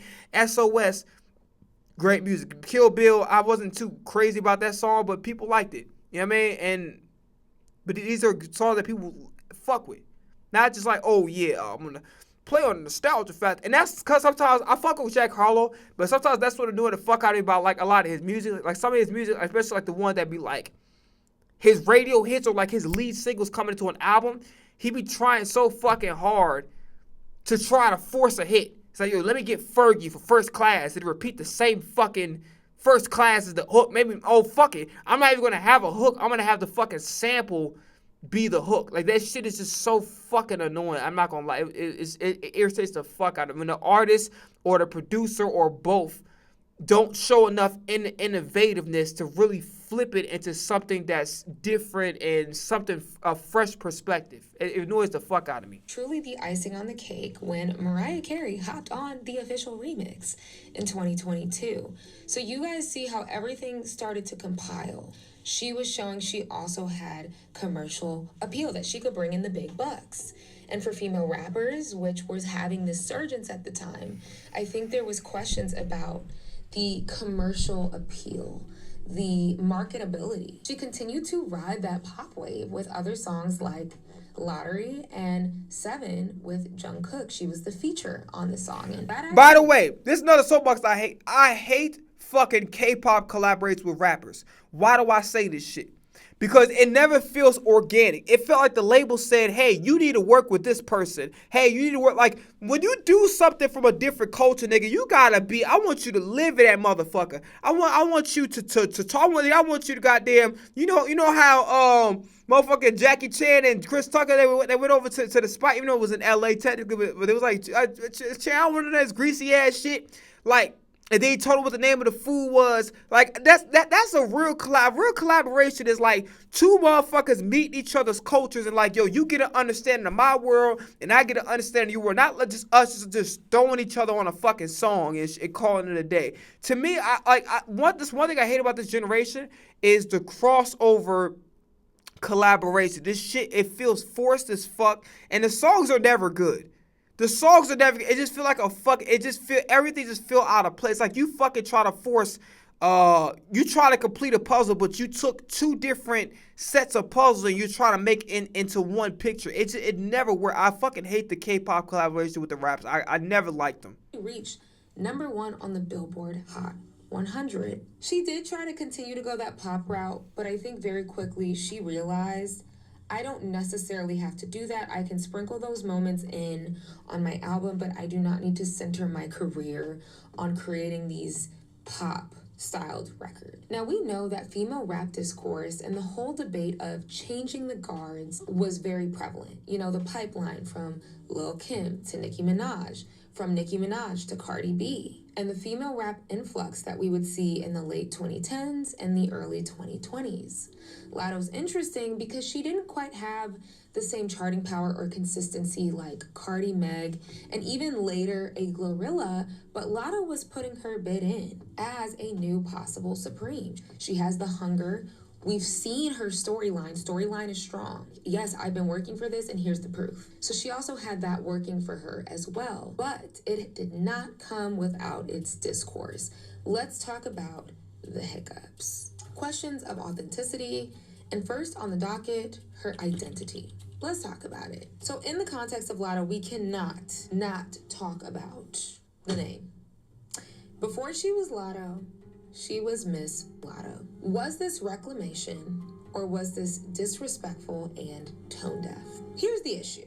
In 2018, she did an interview talking about why she chose her name because there were a lot of questions, particularly coming from older people. In interviews, Latto would get questioned about this a lot, saying that she embraced the term because, quote, she was bullied for being light-skinned and pretty. It was definitely a lot of issues in school. You know, when you're light-skinned, you pretty, they kind of associate you with the typical, stereotypical light-skinned, I think I'm all that girl. So I definitely dealt with a lot of bullying and things like that. It originally was a derogatory term. It's not even something that people would want to call themselves. You know, for me, it's deeper than just saying, oh, I'm mixed, that's why my name is Mulatto. It using the derogatory past, like I used to be kind of insecure about how I looked. I hated my hair texture growing up and having to go to school and people look at me like, oh, she thinks she all that. Why she's so bright, you know, stuff like that. I took that negative energy and made something positive out of it. All these fucking inconvenient ass nobody asked for this shit. If you don't understand conflict, I don't understand why the fuck very you easy to interrupted my manipulate. goddamn what's the name? Is that Molly Greenwald? I've spent the past 20 years. No. She used to talk about a lot of Harley explain originally. But there's a story behind it. I used to be very insecure about my race growing up, just being the light-skinned, long, blonde-haired girl in a majority black school. You know, you get a lot of hate for that. So basically, I just took the negativity and turned it into positivity. Like, that is the most uncritical answer you could possibly give for a question like that. What the fuck you expect her to do, though? And I mean, it's respectful because I feel fuck with your content, but I have to draw the line and disagree with you. Because let's look at it like this, right? And I'm gonna let her. I'm not gonna try to like interrupt. I'm gonna let her finish up her opinion on it.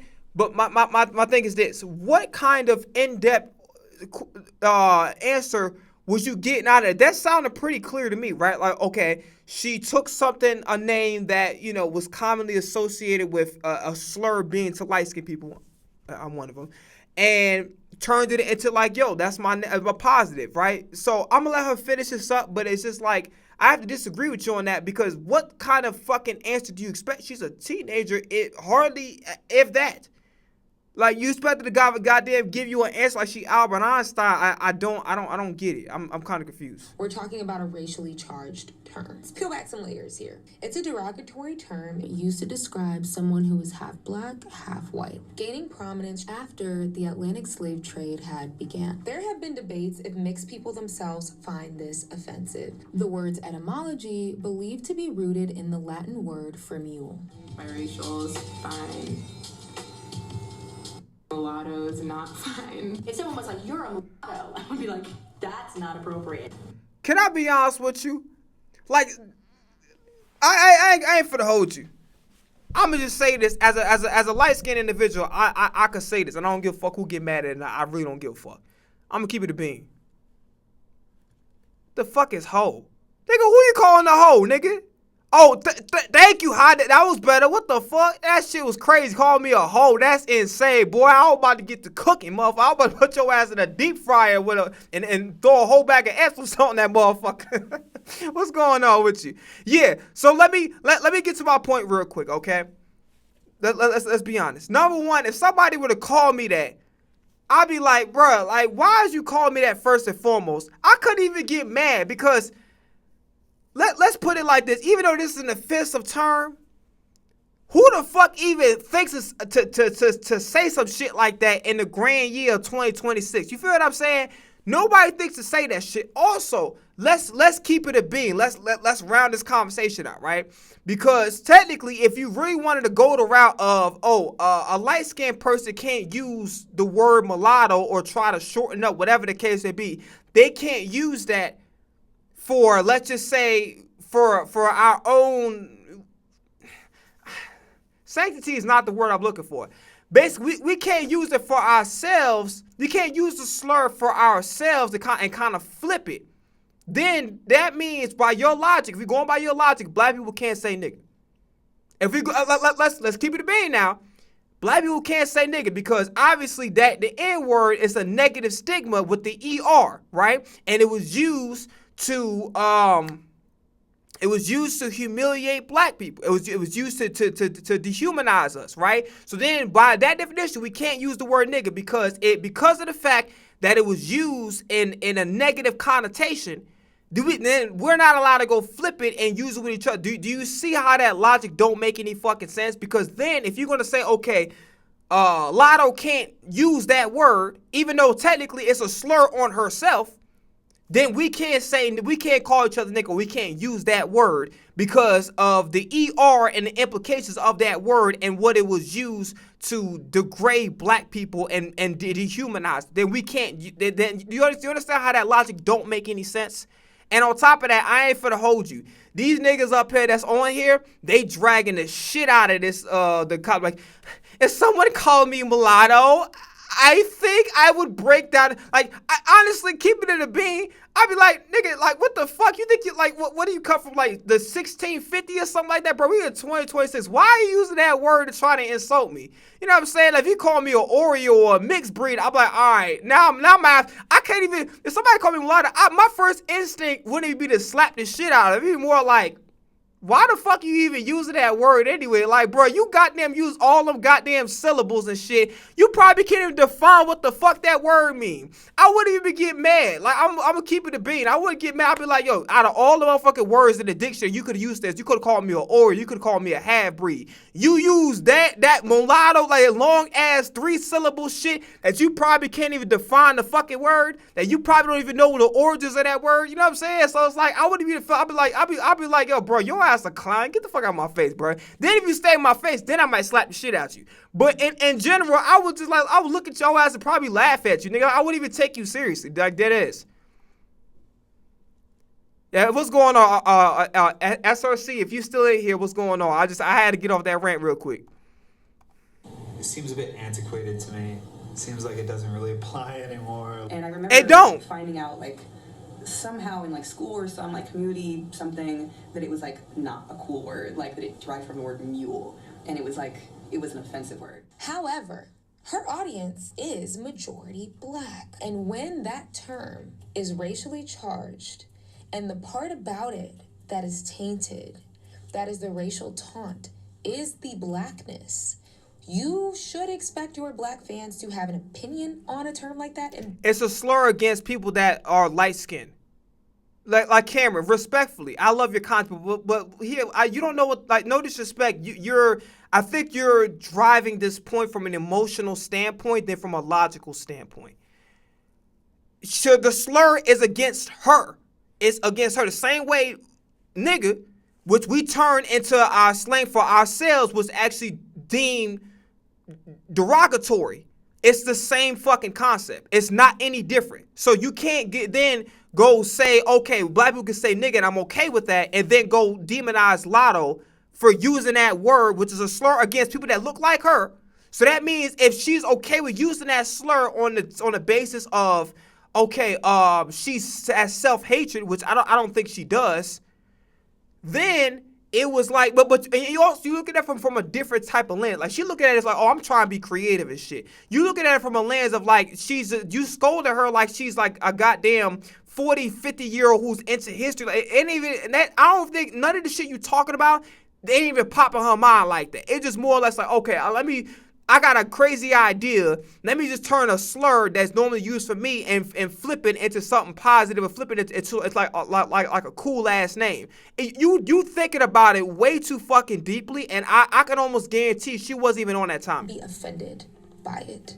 These terms were used to quantify blackness, forms of racial classification where black people were at the very bottom. And by racist ideology, the more black you are, the more impure you are. Okay, so once you started using that name, how did black people react to that? Oh, people, I get flack to this day for that name.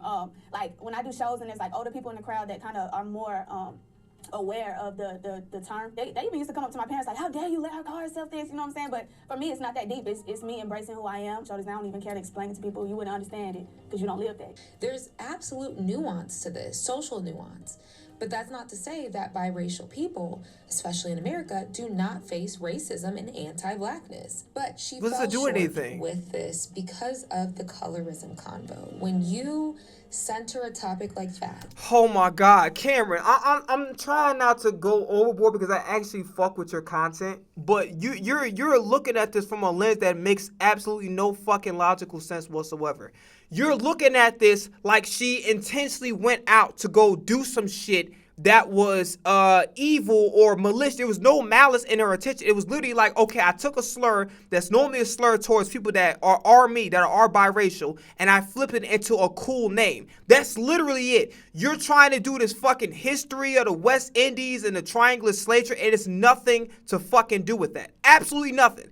Her intention behind why she have the name and your thoughts behind her intentions are two very fucking different things. They're not the same. They're completely different.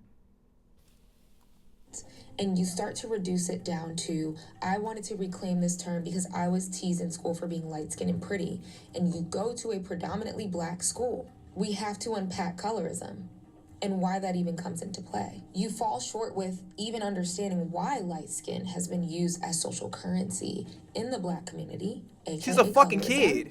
And not deeply thinking about why tensions may exist. No, that's not her fucking problem. Like, respectfully, that's not her fucking problem. People not liking her off something that she did nothing wrong to anybody is not her fucking issue. That's their issue. They're in the wrong. Like you're not making no, like, I'm trying my best to be like the shit. I have to keep it a bean. The shit you saying is I fuck with you, but what you saying is stupid. I have to keep it a bean. Like, with the shit that's coming out of your mouth is stupid. I respect. I have to say exactly what it is. The shit that come out your mouth is stupid. I'm so sorry. Because one, you're placing unfair expectations on a fucking kid. A kid is not thinking the way you're thinking. A kid is just thinking, oh shit, this is cool, and that's it. They're not thinking about the fucking historical order. They're not thinking about that shit. You're looking at it from a completely different lens. On top of that, somebody bullying somebody on account of something that they cannot control, that makes no fucking sense. By your logic, that means racism is acceptable. Because guess what? You know what I mean? And then a Ross motherfucker be like, yo, well, listen, you got, they'll say some stupid shit that don't make no sense, even though everybody's on welfare. They'll be like, yeah, well, the government go out their way to help you. You know what I mean? And then you don't want to get, you would basically give credence to ignorant ass shit that doesn't even make any sense. Like your argument as to why you have a problem with her naming something that actually is a slur towards her, not even a slur towards you specifically, towards her, the people that look like her, the people that are biracial. You make no sense. Like I respectfully, the shit you saying is, like, I fuck with your content. I think you're very intelligent. The shit that you're saying right now is not intelligent. It's actually just screaming, just emotional tangent versus logical processing, and actually thinking about what the fuck is actually going on. You're placing too much of yourself in here, and technically you can't relate because you're not a biracial individual. You know what I mean? So if you're not biracial, you can't understand what it doesn't technically apply to you. You feel what I'm saying? So you wouldn't understand it. But you'll understand the definition if you know the history, but you can't relate to it because you're not biracial. So it's just like the argument you're making, it don't make sense. And on top of that, to blame her for some shit that she can't control, and then in a way, it sounds like you kind of approve of the bullying. They ain't got shit to do with her. That's some jealous ass women that got their own insecurities about whatever. And also, here's the thing, and I'll say some shit that's controversial as fuck. And this is why I love about myself, because I don't give a flying fuck about none of it. I don't care. I say what the fuck I want to say, how I want to say. I don't give a fuck about contra. I love when motherfuckers who get mad at me for being authentic and being myself. I don't give a fuck. I love making people uncomfortable. Not because I'm going on my way to offend motherfuckers, because I'm willing to stand on what the fuck I say. And if I say some shit that people ain't popular with, I don't give a fuck. I'm a real nigga. Here's the thing. The problem, light-skinned people have a tough time because sometimes our own people don't even accept us because, like, well, and then go look at a motherfucking Instagram post. Go look at motherfucking what they call Black Twitter. You know what I'm saying? It's some ignorant individuals who follow they worship Dr. Umar like he Jesus Christ himself. And they'll say some stupid shit where it's like, black people are like, here's the thing, and this is a crazy double standard. They'll let their Hispanic word N-word them up, down, left, right, the whole directional pad. You know what I'm saying? But minute a light-skinned person say nigga, or a minute a light-skinned person is claiming that we black, which is a part of what we are, they're like, you're not black, you're mixed. Stop saying you're black. You're not black, you're mixed. You can't say the N-word. So they'll say stupid shit that don't make no sense, but they'll let their Hispanic friends N-word their ass up, down, left, right, in all directions.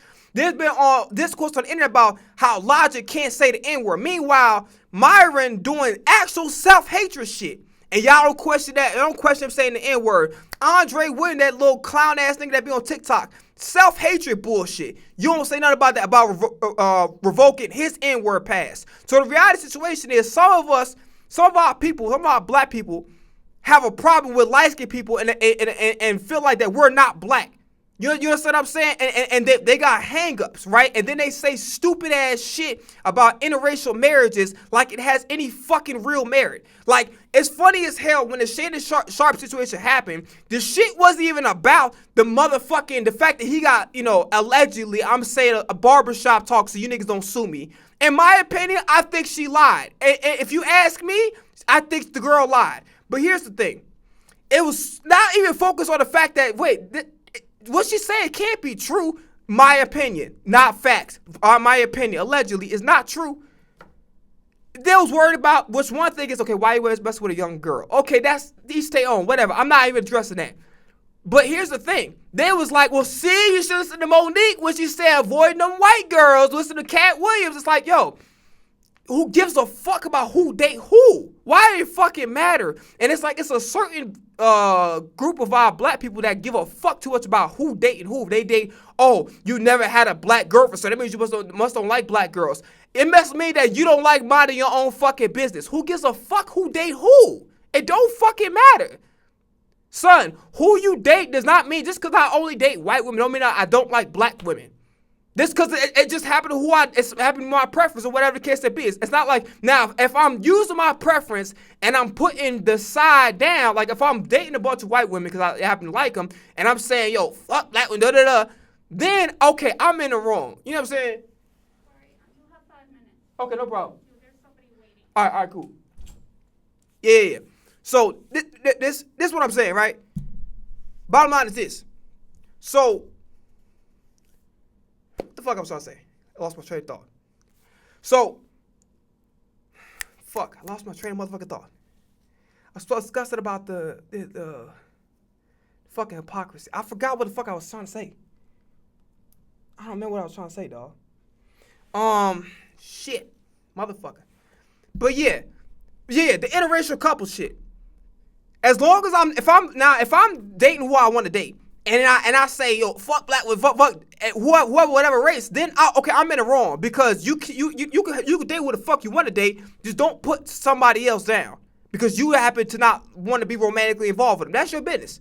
But too many of us black people be like, and then like they be like, you see what happened, Shannon Sharp, when you listen to Monique, you listen to Cat Williams? Nigga, mind your fucking business. That's not every relationship. Not every white woman is gonna do what some white women happen. It makes no sense because by then, if you just watch the fucking news about all black men kill each other all the time, oh, black or black crime, well shit, all black people don't like each other. You know what I'm saying? You see how fucking stupid that logic is? Because there's no logic to this shit. It's fucking stupidity.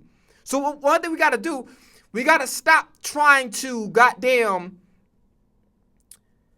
accept ignorance. Because that's what it is. It's fucking ignorant. When you obsess about who the fuck somebody date as if you in their body or in their brain and you control them, you being fucking weird. You understand what I'm saying? Like, you're not even like, what the fuck you talking about? You feel what I'm saying? But yeah, honestly, I ain't gonna lie to you. We don't have no time because I talk too motherfucking much. I don't care. But we ain't got no time. I would finish up. We're gonna finish up this video tomorrow, and then I'll go back to playing the piano. Like right after this video. And then if it's any other something crazy that happened, then we're gonna do that. But yeah, that's pretty much it. But yeah, like, we gotta stop endorsing the ignorant ass shit. Like, and we also gotta stop. Here's nothing too, but before I head up out of here. We gotta stop. Our belief systems are not universal. Because our experiences are not universal. How we were raised is not universal. The environments that we're around, the people that we grew up with is not universal. So what do we gotta stop doing? We gotta stop acting like that our belief system is law. No, the fuck it ain't. Morality doesn't change, okay? When it comes to robbing somebody, putting your hands on somebody, physically abuse, that doesn't change, right? Lying, being a liar, being deceptive, that does not change, right? Adultery, affairs, like certain shit like that, stealing, that does not change. But when it comes to certain belief systems that we have to stop. Like, we can say what the fuck we feel about certain shit, but in the same breath, we gotta stop fucking, what the fuck you call it? We gotta stop fucking forcing people or feeling like if you don't believe in my system or how I view the world, you're in the wrong. No, motherfucker, it's just that I don't see the world the way you do because my experiences aren't the same way, and that's okay. So people gotta understand this. Learn how to say how the fuck you feel. But don't try to force motherfuckers into your belief system because your word ain't law. You know what I'm saying? And motherfuckers got their own experiences. They look at life differently because they experience different shit. We don't all experience the same linear shit. You feel what I'm saying? So motherfuckers gotta just learn how to just say their opinion and stop getting pissed off or feel like it's a moral obligation to fucking agree with you. No, if I goddamn don't agree with you, it's fine. And morality is different, right? PDF shit, hell no. Essay, motherfucking grape, nah, that's a no. That's we all should be on accordance with that. You know what I'm saying? Predatory shit, grooming, we all should be in accordance with that. But certain shit, like our opinions about certain things of the world, it's not universal. Like when I say what I say, I may say it confidently, but I genuinely don't give a fuck if you agree with me or not. I don't care. You know what I'm saying? And that's kind of how I gotta be with everybody else. Niggas gotta stop trying to force their fucking way on people. Your way is not law. Your opinion is just your opinion. And that's fine. You know what I'm saying? But I gotta go. I'm out of here. Peace. What?